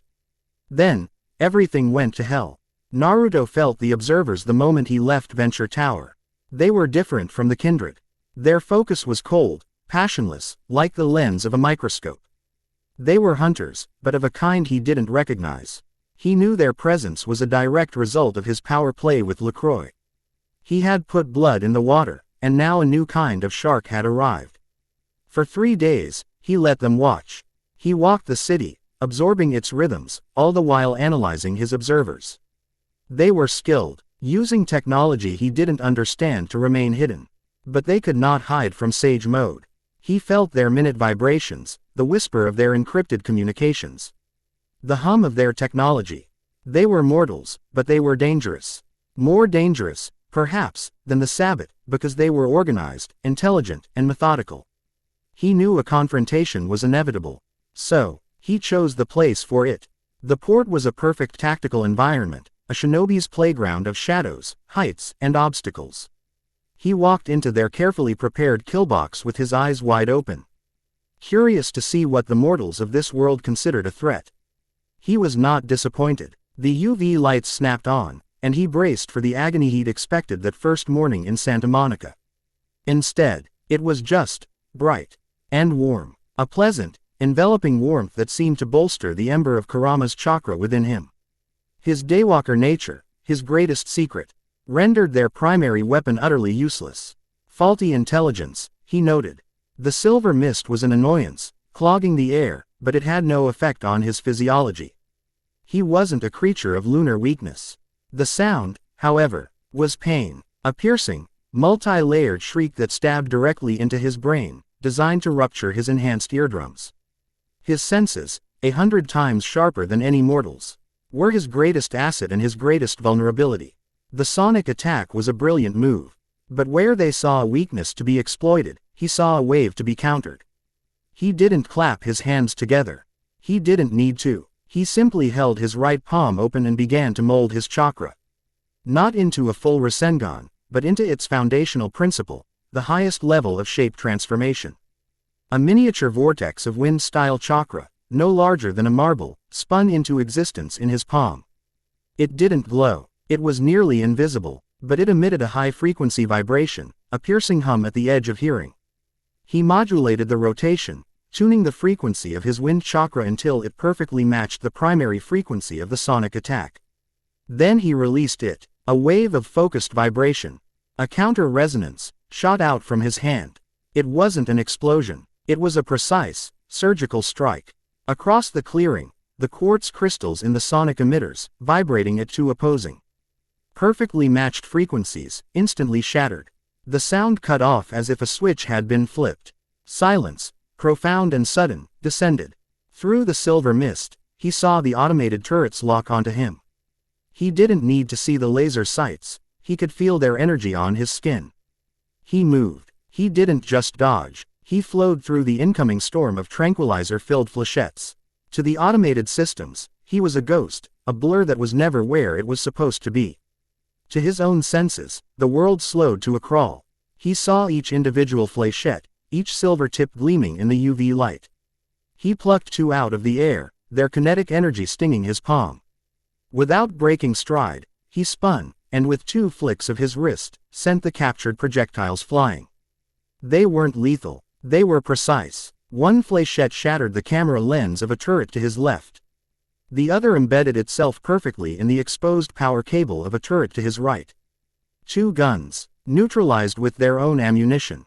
He pulsed his chakra outwards, a gentle push of wind that was barely a jutsu. Futon. Repusho. A gale force wind erupted from his position, blowing the silver aerosol cloud back towards the hidden positions of the soldiers who had deployed it, creating a shimmering, reflective wall and forcing them to scramble for cover.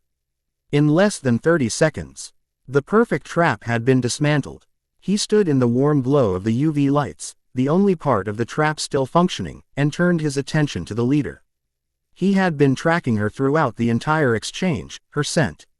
The unique biosignature of her heartbeat, the authority in her clipped commands. She was on the gantry, 4 stories up. He crouched, gathering power in his legs, and vanished. He didn't run up the walls. He simply leapt, a single, explosive bound that carried him up the 40 feet as if gravity were a minor inconvenience. He landed on the gantry behind her as softly as a falling leaf.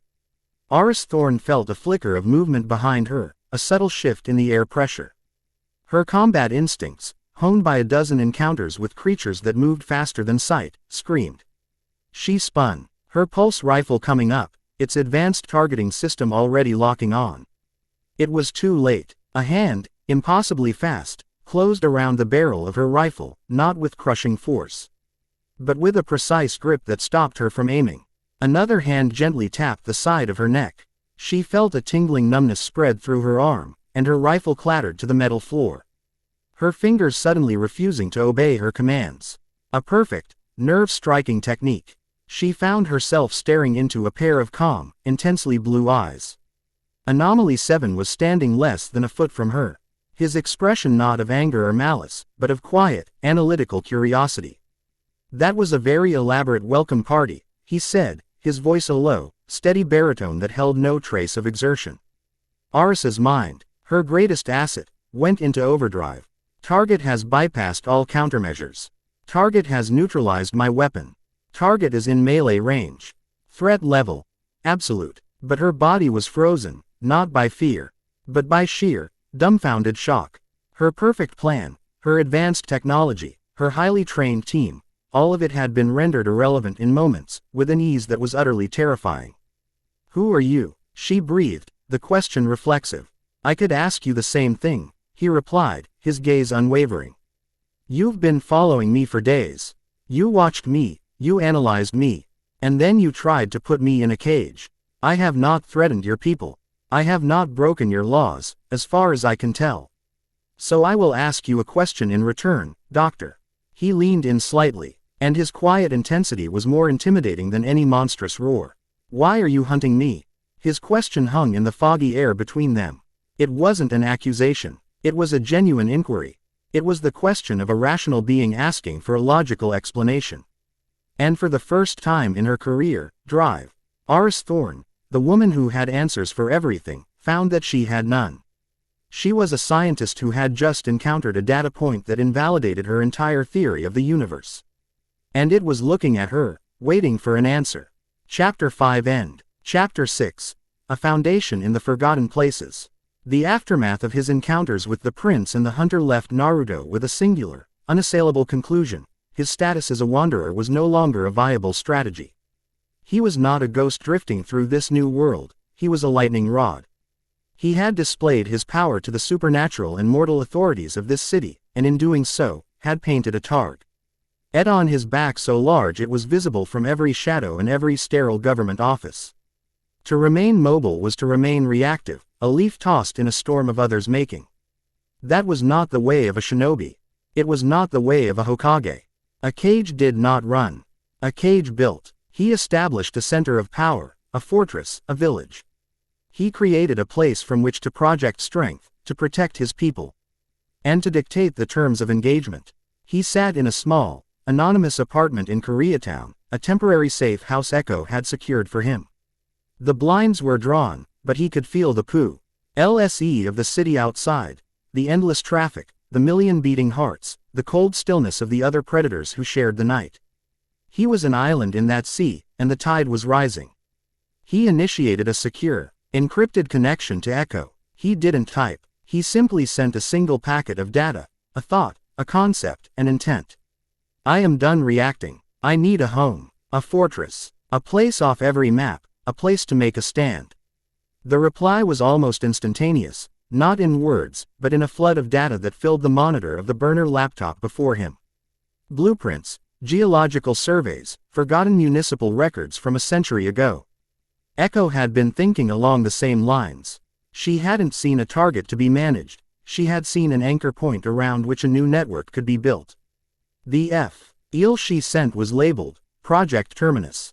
It was a ghost, a forgotten Art Deco subway station deep beneath downtown LA, part of a 1930s expansion plan that was abandoned halfway through construct. Due to the Great Depression and then buried by decades of new development. It was sealed off, stricken from official records, and forgotten by all but the most dedicated urban historians and, apparently, the Nosferatu.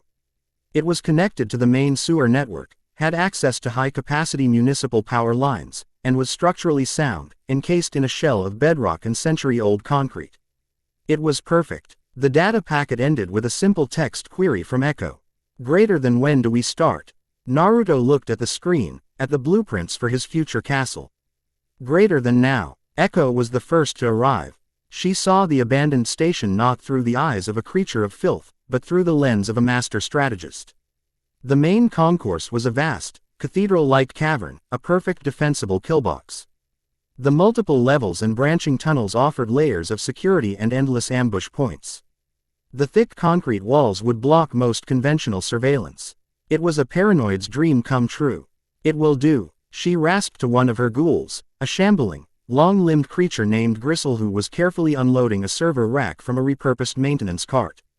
From her new persp, active as a partner rather than just a broker, Echo felt a sense of profound, terrifying opportunity. Naruto was not just another power player. He was a new type of power. He didn't operate by the rules of Vitae, generation, or clan. He operated by his own. Aligning with him was the greatest gamble of her own life, but the potential payoff was a level of security and influence she had never dared to imagine. She would be the mind in his fortress, the spider at the center of a new web, protected by walls that were not just stone, but were infused with the impossible power of the anomaly himself. She set to work immediately, directing her ghouls to run new fiber optic lines, tapping into the city's data stream from a location no one would ever think to look. The second to arrive was Janette, with Therese riding shotgun in her consciousness. Naruto had brought them to the station's main entrance, a massive, sealed-off passage in a forgotten corner of the Hollywood sewer system. He simply aced his hand on the century-old brickwork, and under his touch, the mortar turned to dust, allowing him to push the bricks aside as if they were children's blocks. A secret lair, a magnificent, gloomy, underground palace. Oh, the parties we could have. We can get a disco ball, a huge one, and hang it from the ceiling right there. And a fog machine. We can fill the whole place with fog and play hide and seek forever. He built us a playground, Tess. A beautiful, broken playground for all the beautiful, broken toys. Quiet, you idiot, Therese's internal voice snapped, cold and sharp, even as she looked upon the cavernous space with a calculating gleam in her eyes. It's not a playground, it's an asset, an untraceable, completely secure, off-the-books fortress. The prince doesn't know about it. The sheriff can't find it. It's the perfect bolt hole, the ultimate contingency. We can move bearer bonds through here, store sensitive materials, its value is incalculable. This, Naruto, doesn't think like a kindred. He doesn't think about profit or territory in the same way. He thinks of security. It's a weakness we can exploit, or a strength we can utilize. Janette, bubbling with excitement, pledged her immediate support. Therese, seeing the cold, hard logic of the situation, agreed. The Voerman financial resources, laundered through a dozen shell corporations, began to flow. Raceable deliveries of industrial-grade power converters, wiring, plumbing supplies, and preserved foodstuffs began arriving at dead-drop locations, picked up by Echo's ghouls and ferried into the growing subterranean sanctuary. Janette, for her part, took over a side tunnel and, with a mad glee, began converting it into a chaotic, plush lounge, complete with a stolen velvet couch, a working vintage jukebox, and a string of garish Christmas lights that cast a festive, insane glow on the damp stone walls. The third to arrive came uninvited. Sasha Volkova had been tracking Naruto since the pier. The whispers among the anarchs were a chaotic mix of fear and excitement. A new power had emerged, one that had openly defied the prince. Some saw him as a threat, another would-be tyrant. Others saw him as a potential messiah. Sasha, a pragmatist beneath her Bruja passion, saw only a third option. She had grown weary of the anarchs, posturing, the endless squabbling and gang warfare that accomplished nothing but getting young vampires killed. It wasn't a revolution, it was a glorified turf war.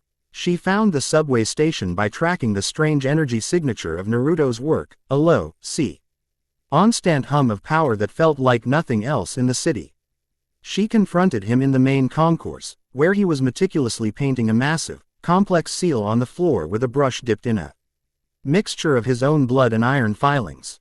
The talk on the street is that you're building a kingdom, she said, her voice echoing in the vast space. She stood with her arms crossed, a vision in worn leather and defiant confidence. I'm building a wall, Naruto corrected without looking up from his work. There's a difference. Walls are for defense. For protecting what's inside, Sasha countered.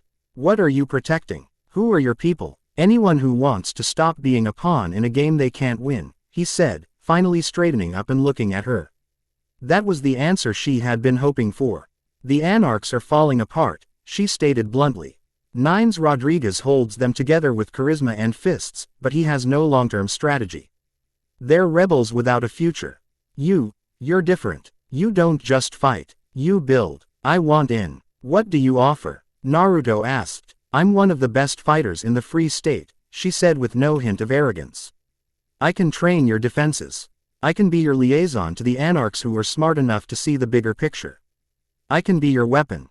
Naruto studied her for a moment, then gestured to the open space of the concourse. Show me. What followed was a spar that became legend among the station's few inhabitants. It was Sasha's raw, explosive fury against Naruto's calm, flowing grace. Her celerity-fueled strikes were like pistons. Fast enough to break the sound barrier, but he moved just before she struck, redirecting her momentum, turning her own strength against her. He didn't use ninjutsu. He didn't use his vampiric disciplines. He used pure, perfect taijutsu. The fight ended with Sasha on her back, breathless, with the sole of Naruto's sandal hovering a millimeter from her throat. He hadn't just beaten her. He had systematically dismantled her style. He offered her a hand and pulled her to her feet. "You're strong," he said. "But your anger makes you predictable. You attack in straight lines. We can work on that." In that moment, by showing her not just superior power but superior skill and a willingness to teach, he won her absolute loyalty. Sasha became the master of the coteries' physical security, the warden of their new fortress. The fourth visitor was drawn by the magic. From the Tremere chantry across town, Alara Valerius felt the wards Naruto was erecting as a constant, bizarre pressure on her taumaturgical senses. They were massive, intricate, and woven from a form of energy that defied every principle she had ever learned. It was like listening to a new form of music, structure.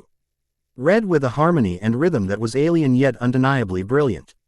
Her position within the chantry had become precarious since the incident at Venture Tower. Regent Strauss watched her with suspicion, her loyalty questioned. She felt the walls of the Tremere pyramid closing in, the rigid dogma and political maneuvering stifling her ravenous intellect. Naruto represented a new, forbidden field of study and escape. Risking everything, she performed a complex scrying ritual, and upon locating the source of the wards, she teleported, arriving in a shimmer of displaced air in a darkened tunnel overlooking the main concourse.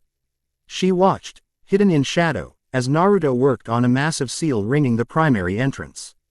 He was like a master painter, his movements precise, economical, each brushstroke part of a grand, complex design. "The acoustics are better from down here," Naruto said without turning around. Alara froze, her blood running cold.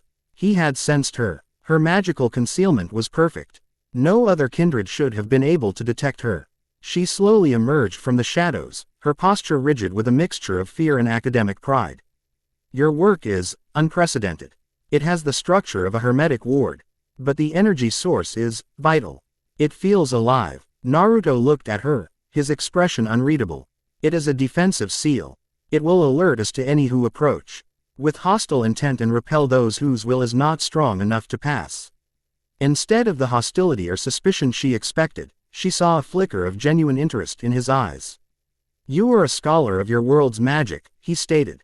"Tell me, in your thaumaturgy, how would you protect a space from spiritual intrusion?" Stunned by the direct question, the offer of an academic exchange, Alara ND herself launching into a detailed explanation of ritual circles, sympathetic anchors, and the principles of spiritual warding. Naruto listened intently, nodding, asking sharp, insightful questions. He even incorporated one of her suggestions into the seal's matrix, weaving a Tremere principle into his Fuinjutsu design.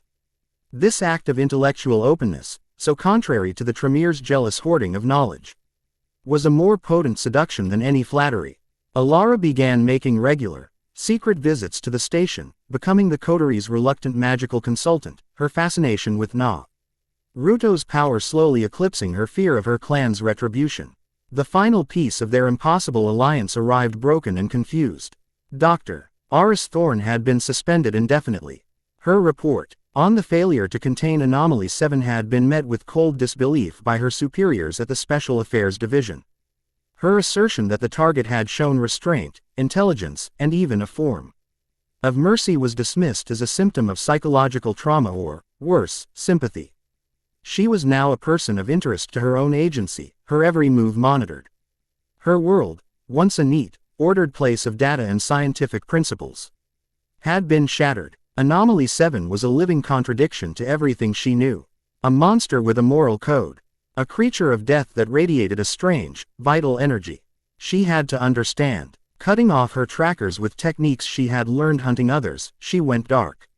For a week, she hunted Naruto on her own, not with technology, but with pure, deductive reasoning. Following the faint trail of whispers and strange events he left in his wake. Her hunt led her to the same blank wall in the Hollywood sewer system. She stood before it, armed with only a pistol and 1,000 questions.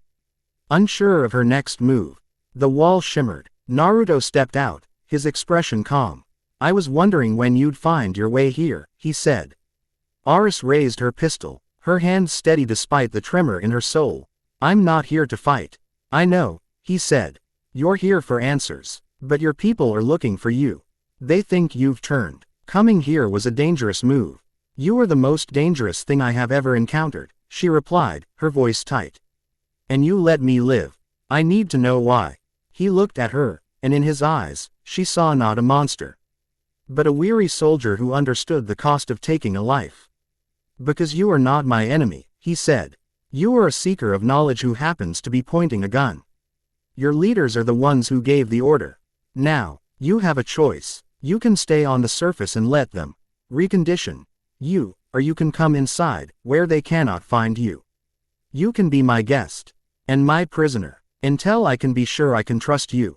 It was an impossible choice, the prison of her own people or the gilded cage of the monster she was supposed to hunt. She looked at the certainty in his eyes, at the promise of answers, and compared it to the cold, sterile paranoia of the SAD.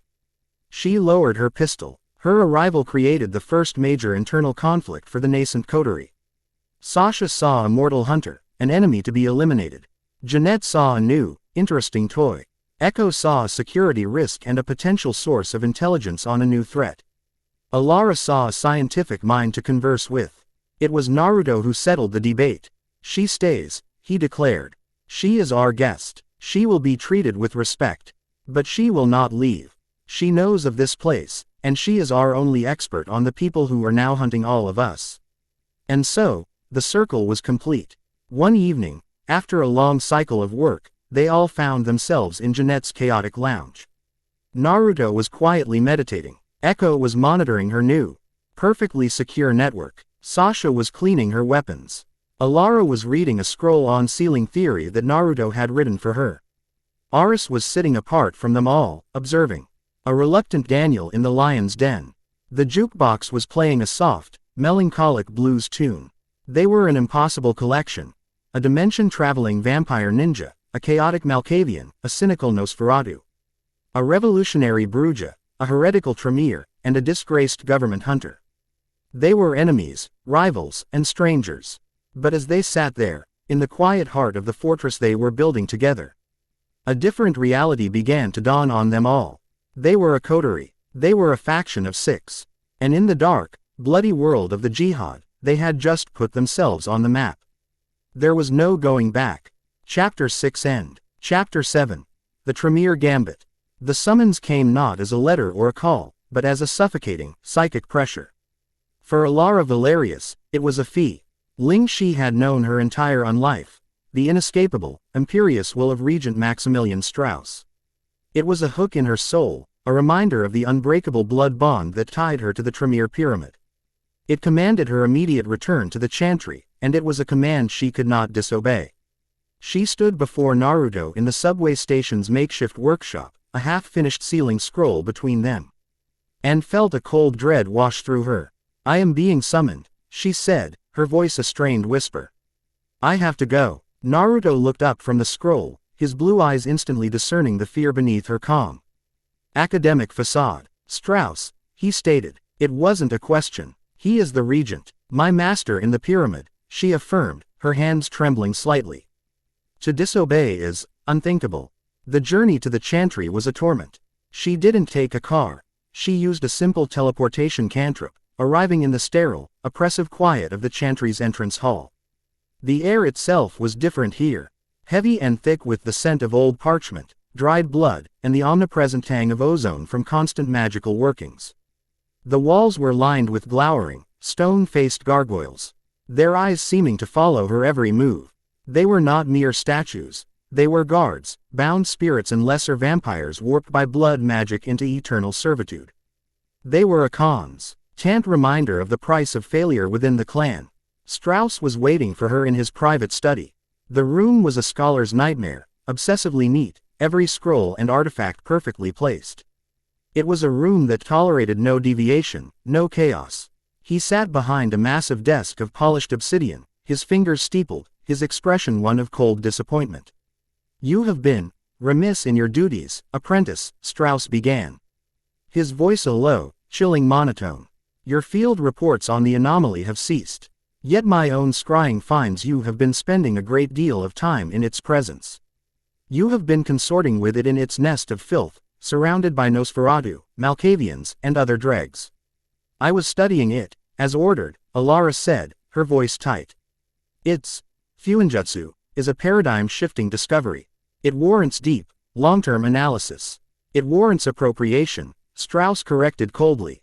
"That power belongs in the hands of this clan, not left in the possession of some caitiff stray. You have allowed your academic curiosity to cloud your judgment. Your loyalty is now in question." He leaned forward, his eyes like chips of ice. "You will rectify this. You will prove your loyalty to the pyramid.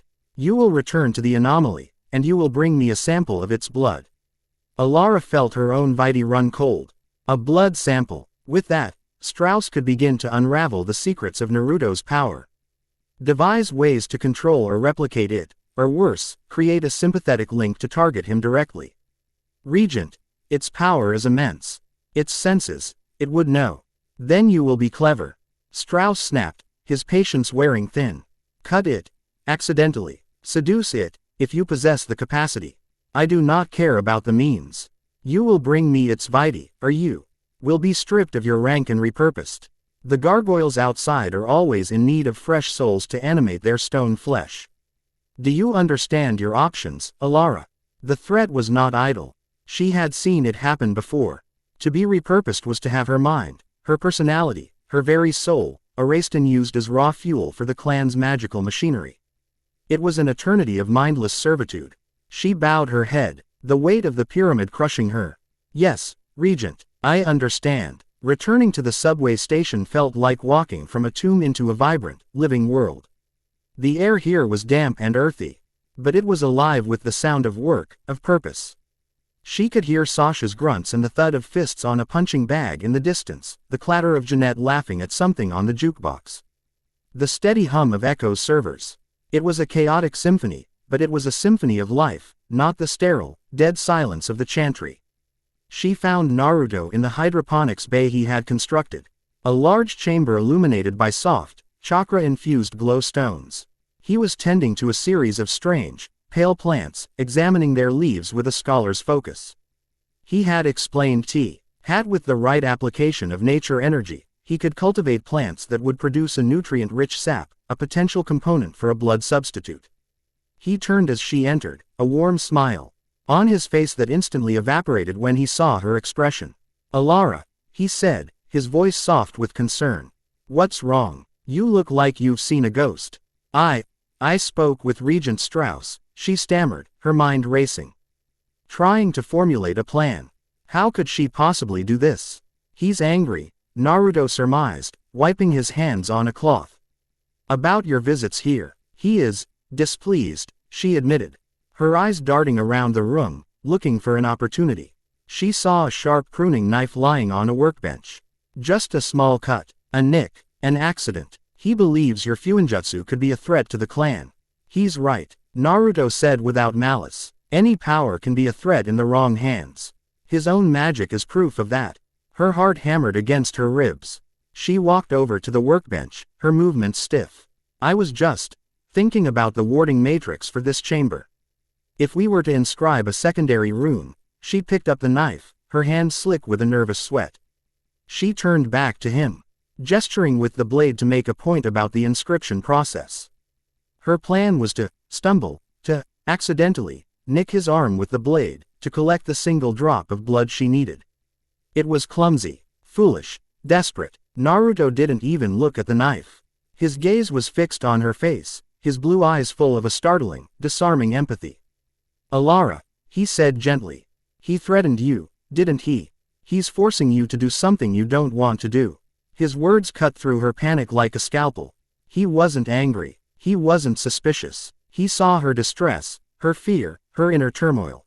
He saw her, not the Tremere apprentice, not the potential betrayer. The knife clattered from her nerveless fingers. Tears, thick and black like crude oil, welled in her eyes. The centuries of Tremere conditioning, the ingrained fear of her masters, it all shattered in the face of this one simple act of understanding. "He wants your blood," she choked out, the confession tumbling from her lips. "A sample. He said he would repurpose me if I failed. He wants to dissect your power, control you, Naruto. I'm so sorry, It was then that the trap was sprung. Strauss, the master manipulator, had never trusted her to succeed. The mission was a sham. Her failure was the true objective. The air in the hydroponics bay tore open. It did not rip or shred, it unfolded, like a piece of paper being turned into a malevolent origami sculpture.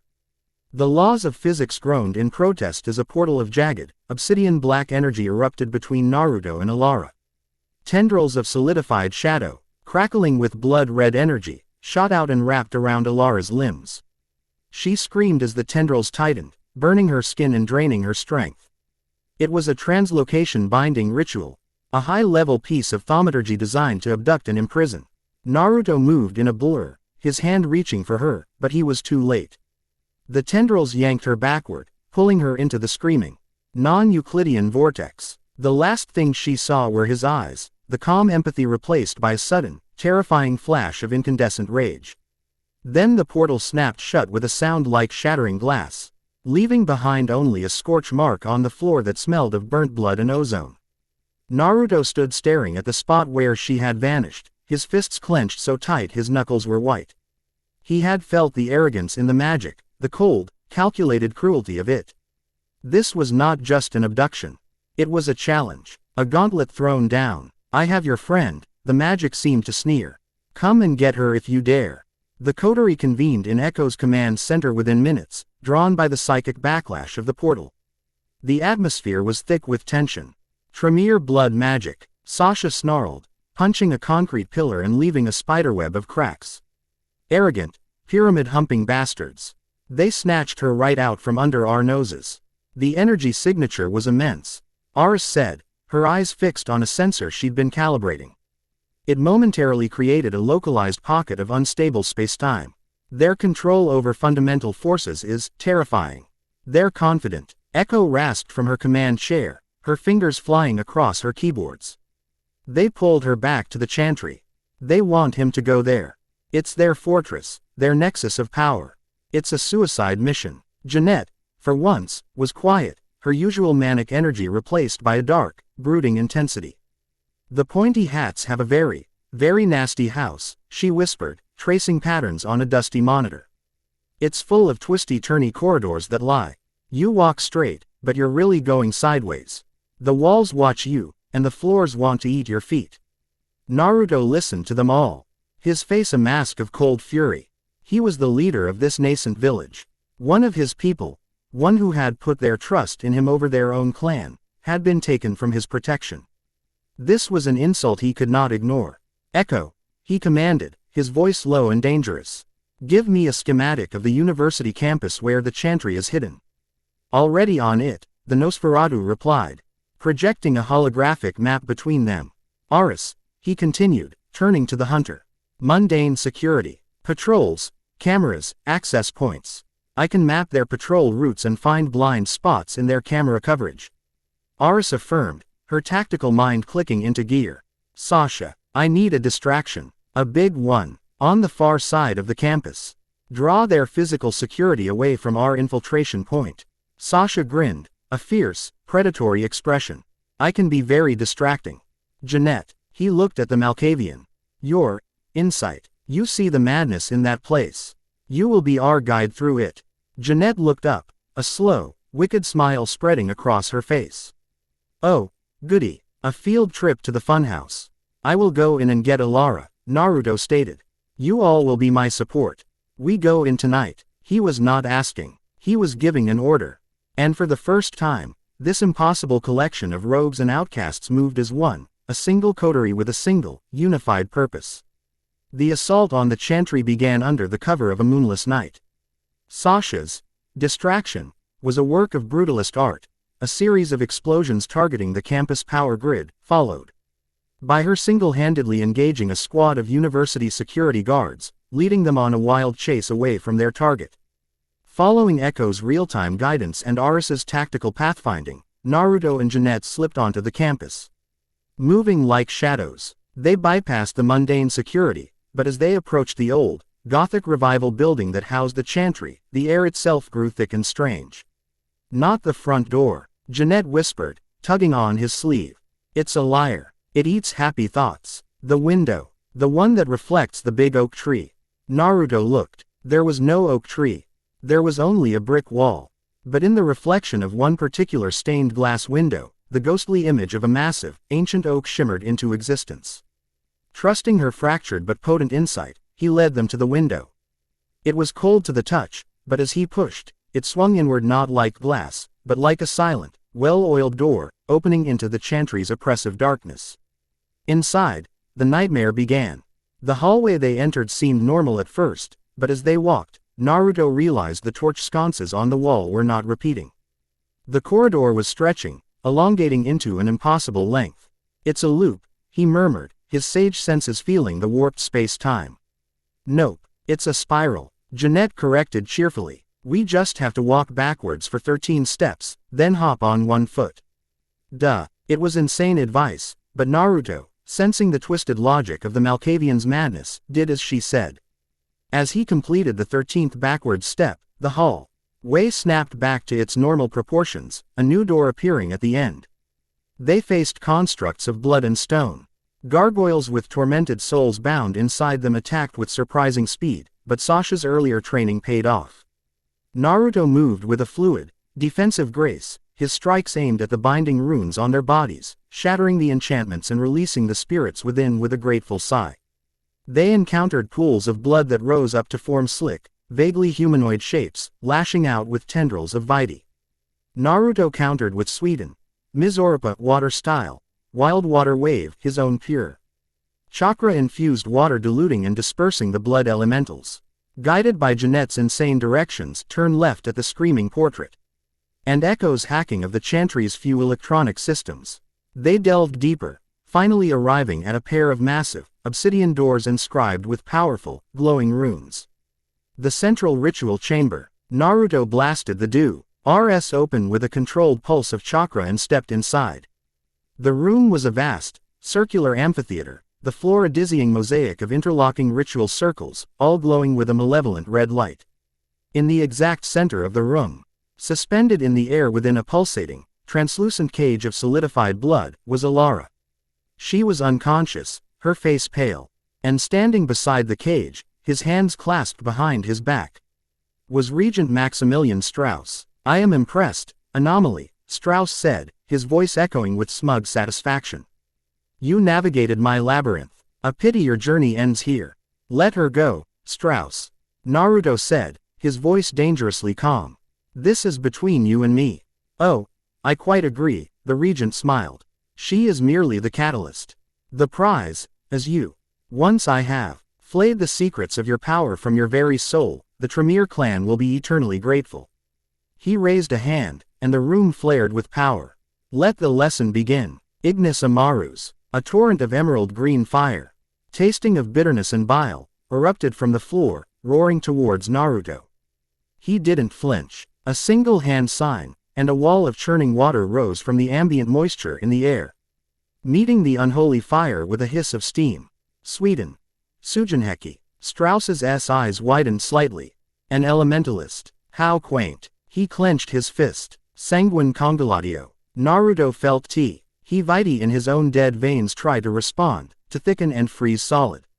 But his chakra, the life energy of his former world, flooded his system, asserting its own dominion. It was like trying to freeze a running river. He simply shrugged off the effect. "My turn," Naruto said, and blurred into motion.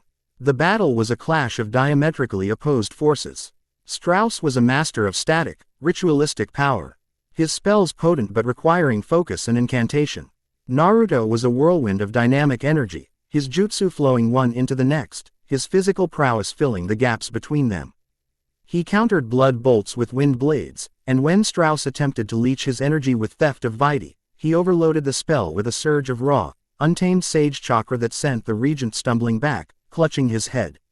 "Impossible," Strauss roared, his composure finally breaking.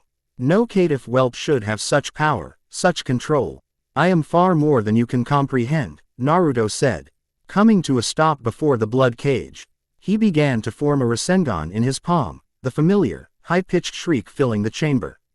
Strauss laughed, a ragged, desperate sound. That cage is formed of the vitae of a dozen kindred, reinforced by a 7th-generation curse. Your little ball of light cannot scratch it. It's not meant for the cage, Naruto said, and slammed the Rasengan not into the cage, but into the floor at his feet.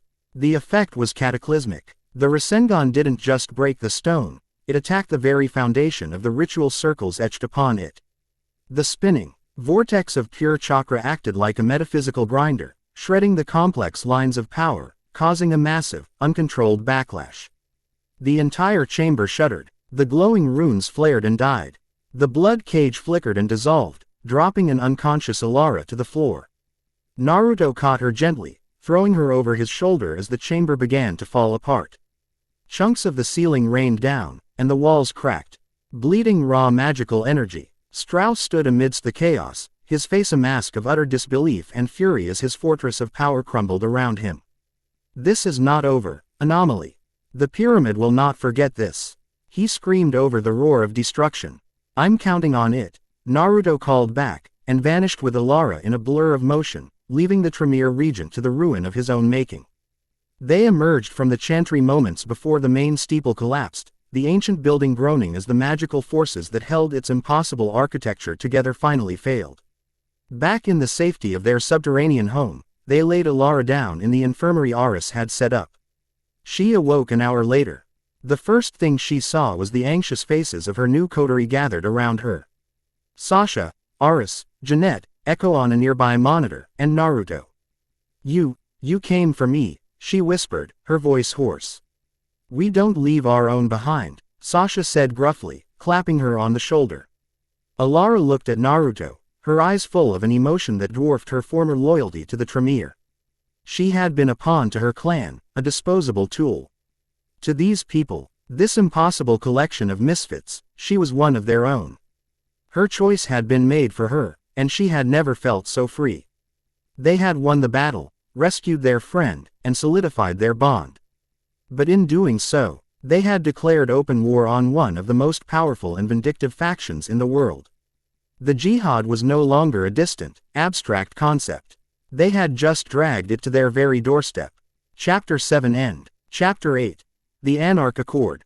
The news of the Tremere Chantry's fall spread through the nocturnal world of Los Angeles like a virus. It traveled not in headlines or news reports, but in panicked whispers in blood doll bars, in encrypted messages between information brokers, and in the sudden, terrified silence from the city's thaumaturgical community. A centuries-old fortress of power, a bastion of the Camarilla's magical might, had been broken open and plundered in a single night. For the Anarchs, it was a bombshell. In a dingy, smoke-filled dive bar in the San Fernando Valley. The air was thick with the scent of stale beer, cheap blood, and revolutionary fervor. Sasha Volkova sat in a corner booth, nursing a glass of whiskey she had no intention of drinking, and listened. The raid was the only topic of conversation, and it had split the room down the middle. He's a goddamn hero, a young gangrel with wild eyes and a metal plate in his jaw proclaimed. Slamming his fist on the table, he walked into the pyramid's own house and kicked the door down. Showed him the ivory tower can bleed just like the rest of us. He's a menace, countered an older Toreador, his face pale with fear. You think Strauss is just going to forget this? The Camarilla will bring the hammer down on all of us. This anomaly has just painted a target on the entire Free State. Sasha listened to the arguments, the bravado, the fear. They were all missing the point. They saw Naruto as a symbol, a weapon, or a threat. They didn't see him as a leader, a strategist, a builder. They were still thinking in terms of tearing things down. Since joining the coterie, she had started to learn the difference between a rebellion and a revolution. A rebellion was a tantrum. A revolution required a future. She had felt the change in herself during her spars with him. Her Bruja rage, once a wild, all-consuming fire, was now being tempered. Naruto was teaching her to bank that fire, to channel it not into a wildfire but into the focused, white-hot blast of a cutting torch. He was teaching her control, discipline, the art of waiting for the perfect moment to strike. This was that moment. She pushed back from the table, her decision made. She walked over to the bar's payphone, a relic a Nosferatu associate kept in working order for off-the-grid communications, and dialed a number she knew by heart. After 3 rings, a gruff, familiar voice answered. "Yeah, Nines," she said, her voice low and steady. "It's Sasha. Heard you were keeping strange company, Nines Rodriguez. The unofficial Baron of the Valley and the closest thing the L.A. Anarchs had to a unified leader," replied. His voice was wary. "I'm keeping smart company," she corrected him. "Nines, the game has changed. This newcomer, he's not what you think. He's not another tyrant, he's something else. The Chantry raid wasn't just a rampage. It was a rescue mission. He fights for his own people. So he's a gang leader with a fancy light show. The valley's full of 'em." "No," Sasha insisted, her voice hardening with conviction. "He's building something. A real third option. He has the power to break the stalemate, Nines. We need to talk to him. All of us." There was a long silence on the other end of the line. Nines was a Bruja of the old school, a passionate idealist, a fierce fighter. But also a pragmatist who had survived decades of war against the Camarilla. He knew the Anarchs were stagnating, losing ground. "Griffith Observatory," he said finally. "Midnight. Tell your boy to come alone. I want to see what he's made of without his whole freak show backing him up." "He doesn't come alone." "They don't come alone," Sasha corrected him. "They're a unit. You get him, you get all of them. That's the whole point. You'll see." The air at Griffith Observatory was cold, clear, and sharp with the scent of pine and dry earth. Below, the city of Los Angeles sprawled out like a fallen galaxy. A breathtaking carpet of light and shadow. Naruto stood on the edge of the great lawn, looking down at the glittering expanse. It was a beautiful prison, he thought. A labyrinth of a million souls, each with their own dreams. Their own struggles, all unaware of the ancient, secret war being waged for their hearts and their blood. His coterie was with him, spread out in a loose, defensive formation. Aris was perched on the roof of the observatory itself, out of sight, a high-powered rifle and a suite of sensors at her disposal. She wasn't a sniper, she was their eye in the sky. Alara stood near the great bronze statue of astronomers, her hands tucked into the sleeves of her dark coat, but Naruto could feel the low thrum of her vitae, ready to weave a ward or a curse at a moment's notice. Janette was leaning against the Foucault pendulum inside the main hall, humming a discordant tune, her very presence a psychic landmine waiting to be tripped. Sasha stood at his side, her posture radiating a tense, coiled energy. Echo was a ghost in their comms, a voice in their ears, monitoring the digital traffic of the entire city. "They're here," Sasha murmured. A group of figures emerged from the darkness of the parking lot. At their head was a man who radiated an easy, powerful charisma. Nines Rodriguez was tall, built like a linebacker, with a handsome, rugged face and the confident swagger of a natural-born leader. He was flanked by a dozen of his toughest-looking lieutenants, a posse of leather-clad Bruja who looked ready for a brawl. Nines strode forward, his eyes locking on Naruto. He exuded the quintessential Bruja spirit, a rebellious fire, a deep-seated hatred of authority, and an unshakable belief in personal freedom. "So you're the one stirring up the hornet's nest," Nines said. His voice a gravelly baritone. He stopped a few feet away, his crew fanning out behind him. "Got a lot of nerve, for a caitiff." "I have a name," Naruto replied calmly. "It's Naruto. And I'm not the one who built the nest. I'm just tired of getting stung." Nines laughed, a short, sharp bark. "Fair enough. Sasha here seems to think you're the second coming. Says you want to change things. I've heard that song before. Every would-be prince sings it right before they put the boot on your neck." "Then you've been listening to the wrong songs," Naruto said, taking a step forward, closing the distance. A move of confidence, not aggression. "I have no desire to be a prince. I have no interest in ruling your people. A leader who has to force his people to follow him is no leader at all." "Words," Nines scoffed. "So what do you want? Why should the Anarchs trust you? You blew a hole in the side of the ivory tower, sure. Good for a laugh. But that brings heat. Heat we all have to deal with. What's your endgame?" "My endgame," Naruto said, his gaze sweeping over the city below them, is to build a place where my people are safe. Safe from the Camarilla, safe from the Sabbat, safe from anyone who would use them as pawns. I'm offering an alliance, an accord between two sovereign powers. My coterie, and the Anarch Free State. We help you fight your enemies, you help us fight ours. We remain independent, but united against the tyrants who want to chain us all. Sovereign powers. Nines raised an eyebrow. You and your handful of strays. We're a movement that controls half this city. A movement that is fractured, Naruto countered, his voice steady and sure. You fight amongst yourselves as much as you fight the Camarilla. You have passion, you have strength, but you lack unity and discipline. My handful of strays took down the Tremere Chantry in one night. What has your movement accomplished this year? You fight for freedom, but you have no plan for what to do with it once you have it. Freedom without security is just another word for chaos. The tension thickened, the Bruja behind Nines bristling at the criticism. But Nines held up a hand, silencing them.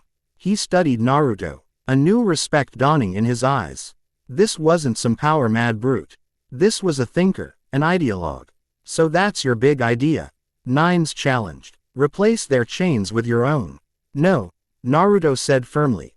To give people the strength to break their own chains. And the walls to protect them once they are free. It was then that the first scream echoed up from the trails in the park below. The night erupted into chaos. It wasn't a piecemeal attack. It was a wave, a tide of shrieking. Monstrous figures swarmed up the hillsides from all directions. Disciplined Sabbat packs, their faces twisted in religious ecstasy. Hulking, flesh-warped beasts that could only be the work of Azimus. And at their back, robed figures whose hands dripped with the dark power of Sabbat sorcery. This was a coordinated, military-grade assault. Ambush, Sasha yelled, instantly shifting into a combat stance. The Anarchs, caught completely by surprise, drew weapons, their negotia. Tion devolving into a panicked scramble for defense. Aris, status. Naruto's voice cut through the chaos, the calm command of a seasoned general. Multiple contacts, at least 50, maybe more. Coordinated three-pronged assault. Aris's voice was crisp and clear in their comms. They used the tree line for cover. We're boxed in. The first wave of Sabbat hit the Anarchs, disorganized line like a sledgehammer. The Bruja fought with incredible fury, but the Sabbat were a true legion, fighting with fanaticism and coordination. Anarchs began to fall, torn apart by Zimus claws or consumed by gouts of unholy fire from the sorcerers. This was the moment of truth. Coterie, engage, protocol, shield wall, Naruto commanded, and his team went to work. From her perch on the observatory roof, Aris became the bottle's brain. Her HUD tagged priority targets. Alara, sorcerer at grid 0 to 49er. He's prepping a ritual. Sasha, heavy flesh construct flanking your left. Use the terrain. Her voice was the calm, logical thread in a tapestry of violence, directing the Anarchs, raw power with surgical precision. Alara was a storm of arcane power. She was no longer the timid apprentice. Her eyes burned with a fierce light as she countered the Sabbat's profane magic with the disciplined might of her Tremere training. A shield of pure force deflected a bolt of boiling blood. A gesture from her readed a line of shimmering glyphs on the ground, incinerating a half-dozen shovelheads who tried to cross it.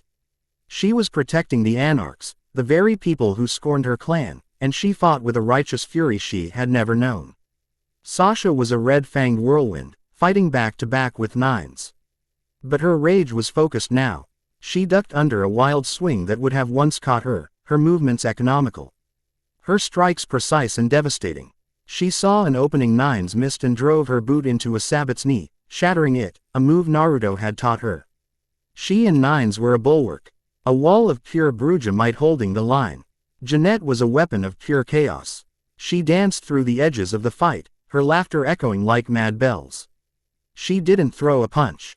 She whispered into the minds of the Sabbat. A hulking Zimus monstrosity suddenly saw its handler as a rival beast and tore him limb from limb. A pack of fanatics, moments from overwhelming an Anarch position, suddenly stopped.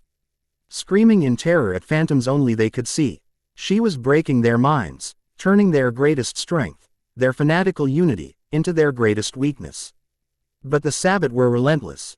And at their head was a true monster. A pack priest, massive and ancient, clad in armor made of bone and screaming faces. He wielded a greatsword that seemed to drink the light, and he cut a bloody swath through the anarch ranks, heading directly for Nines. Nines met his charge, and the two leaders clashed in a brutal duel of elder-level might. But the priest was stronger, his every blow backed by profane faith. He shattered Nines's guard and sent him stumbling back, raising his greatsword for the final, decapitating blow. It was then that Naruto acted. He had been flowing through the battle, a phantom dealing death, supporting his team, saving anarchs from sure death. But now, he stopped. He closed his eyes. "Kurama," he whispered. Just a little. The air around him exploded. A cloak of bubbling, violent red chakra erupted from his body, forming a single, lashing tail of pure energy. His eyes bled from blue to slitted crimson, his canines elongated, and his whisker marks became stark and feral. He was no longer a man. He was a force of nature. A miniature Biju. He vanished. Nines, on his knees, looked up, expecting death. Instead, he saw a blur of crimson energy intercept the bone sword. Naruto had caught the massive blade in one hand, the demonic chakra sizzling against the cursed metal. With his other hand, he drove his fingers, now tipped with claws of red energy, into the pack priest's chest. There was no blood. There was only an incandescent flash of red light. Naruto didn't just strike the priest. He poured his own vital, life-based chakra directly into the vampire's undead heart. The Sabbat champion screamed, a sound of pure spiritual agony, and then simply dissolved, his body unable to contain the paradoxical energy, turning to a cloud of fine black dust that scattered in the wind. Silence fell over the battlefield. Every eye, anarch and Sabbat alike, was fixed on the glowing, red-cloaked demon standing where their leader had been. The Sabbat broke, their faith shattered with their champion. They turned and fled, melting back into the darkness of the park, hunted down by the now furious anarchs. In the bloody aftermath, the smoldering trees and the groans of the wounded, Naruto let the red cloak recede, his features returning to normal. He stood, breathing heavily, the silence of his own chest a stark contrast to the thundering power he had just unleashed. Nines Rodriguez got to his feet, his body battered, his expression one of profound, soul-shaking awe. He looked from the spot where the pack priest had disintegrated to the calm young man who had saved his life. He looked at Sasha, at the distant glint of Aris's scope, at the flickering lights of Alara's fading wards. He saw not a handful of strays, but a disciplined, terrifyingly effective fighting force that had just saved his entire movement from annihilation. He walked over to Naruto, the surviving anarchs parting before him with a new reverence. He stuck out a hand, rough and calloused. "You said you wanted an accord," Nines said, his voice hoarse but firm. "You've got one. The Anarch Free State recognizes you, your coterie, and your domain. We stand with you." Naruto took his hand, the grip firm and sure. It wasn't the handshake of a new subject, but of a new and powerful ally. Around them, the anarchs began to cheer, a ragged, blood-soaked cry of victory. Looking down at the city, a battlefield he had just claimed a piece of, Naruto knew this was the true beginning. He was no longer just a survivor. He was a power, and the Jyhad had a new player who refused to play by its ancient, bloody rules. Chapter 8 End. The end. Remember to subscribe and like this video. See you in the next video.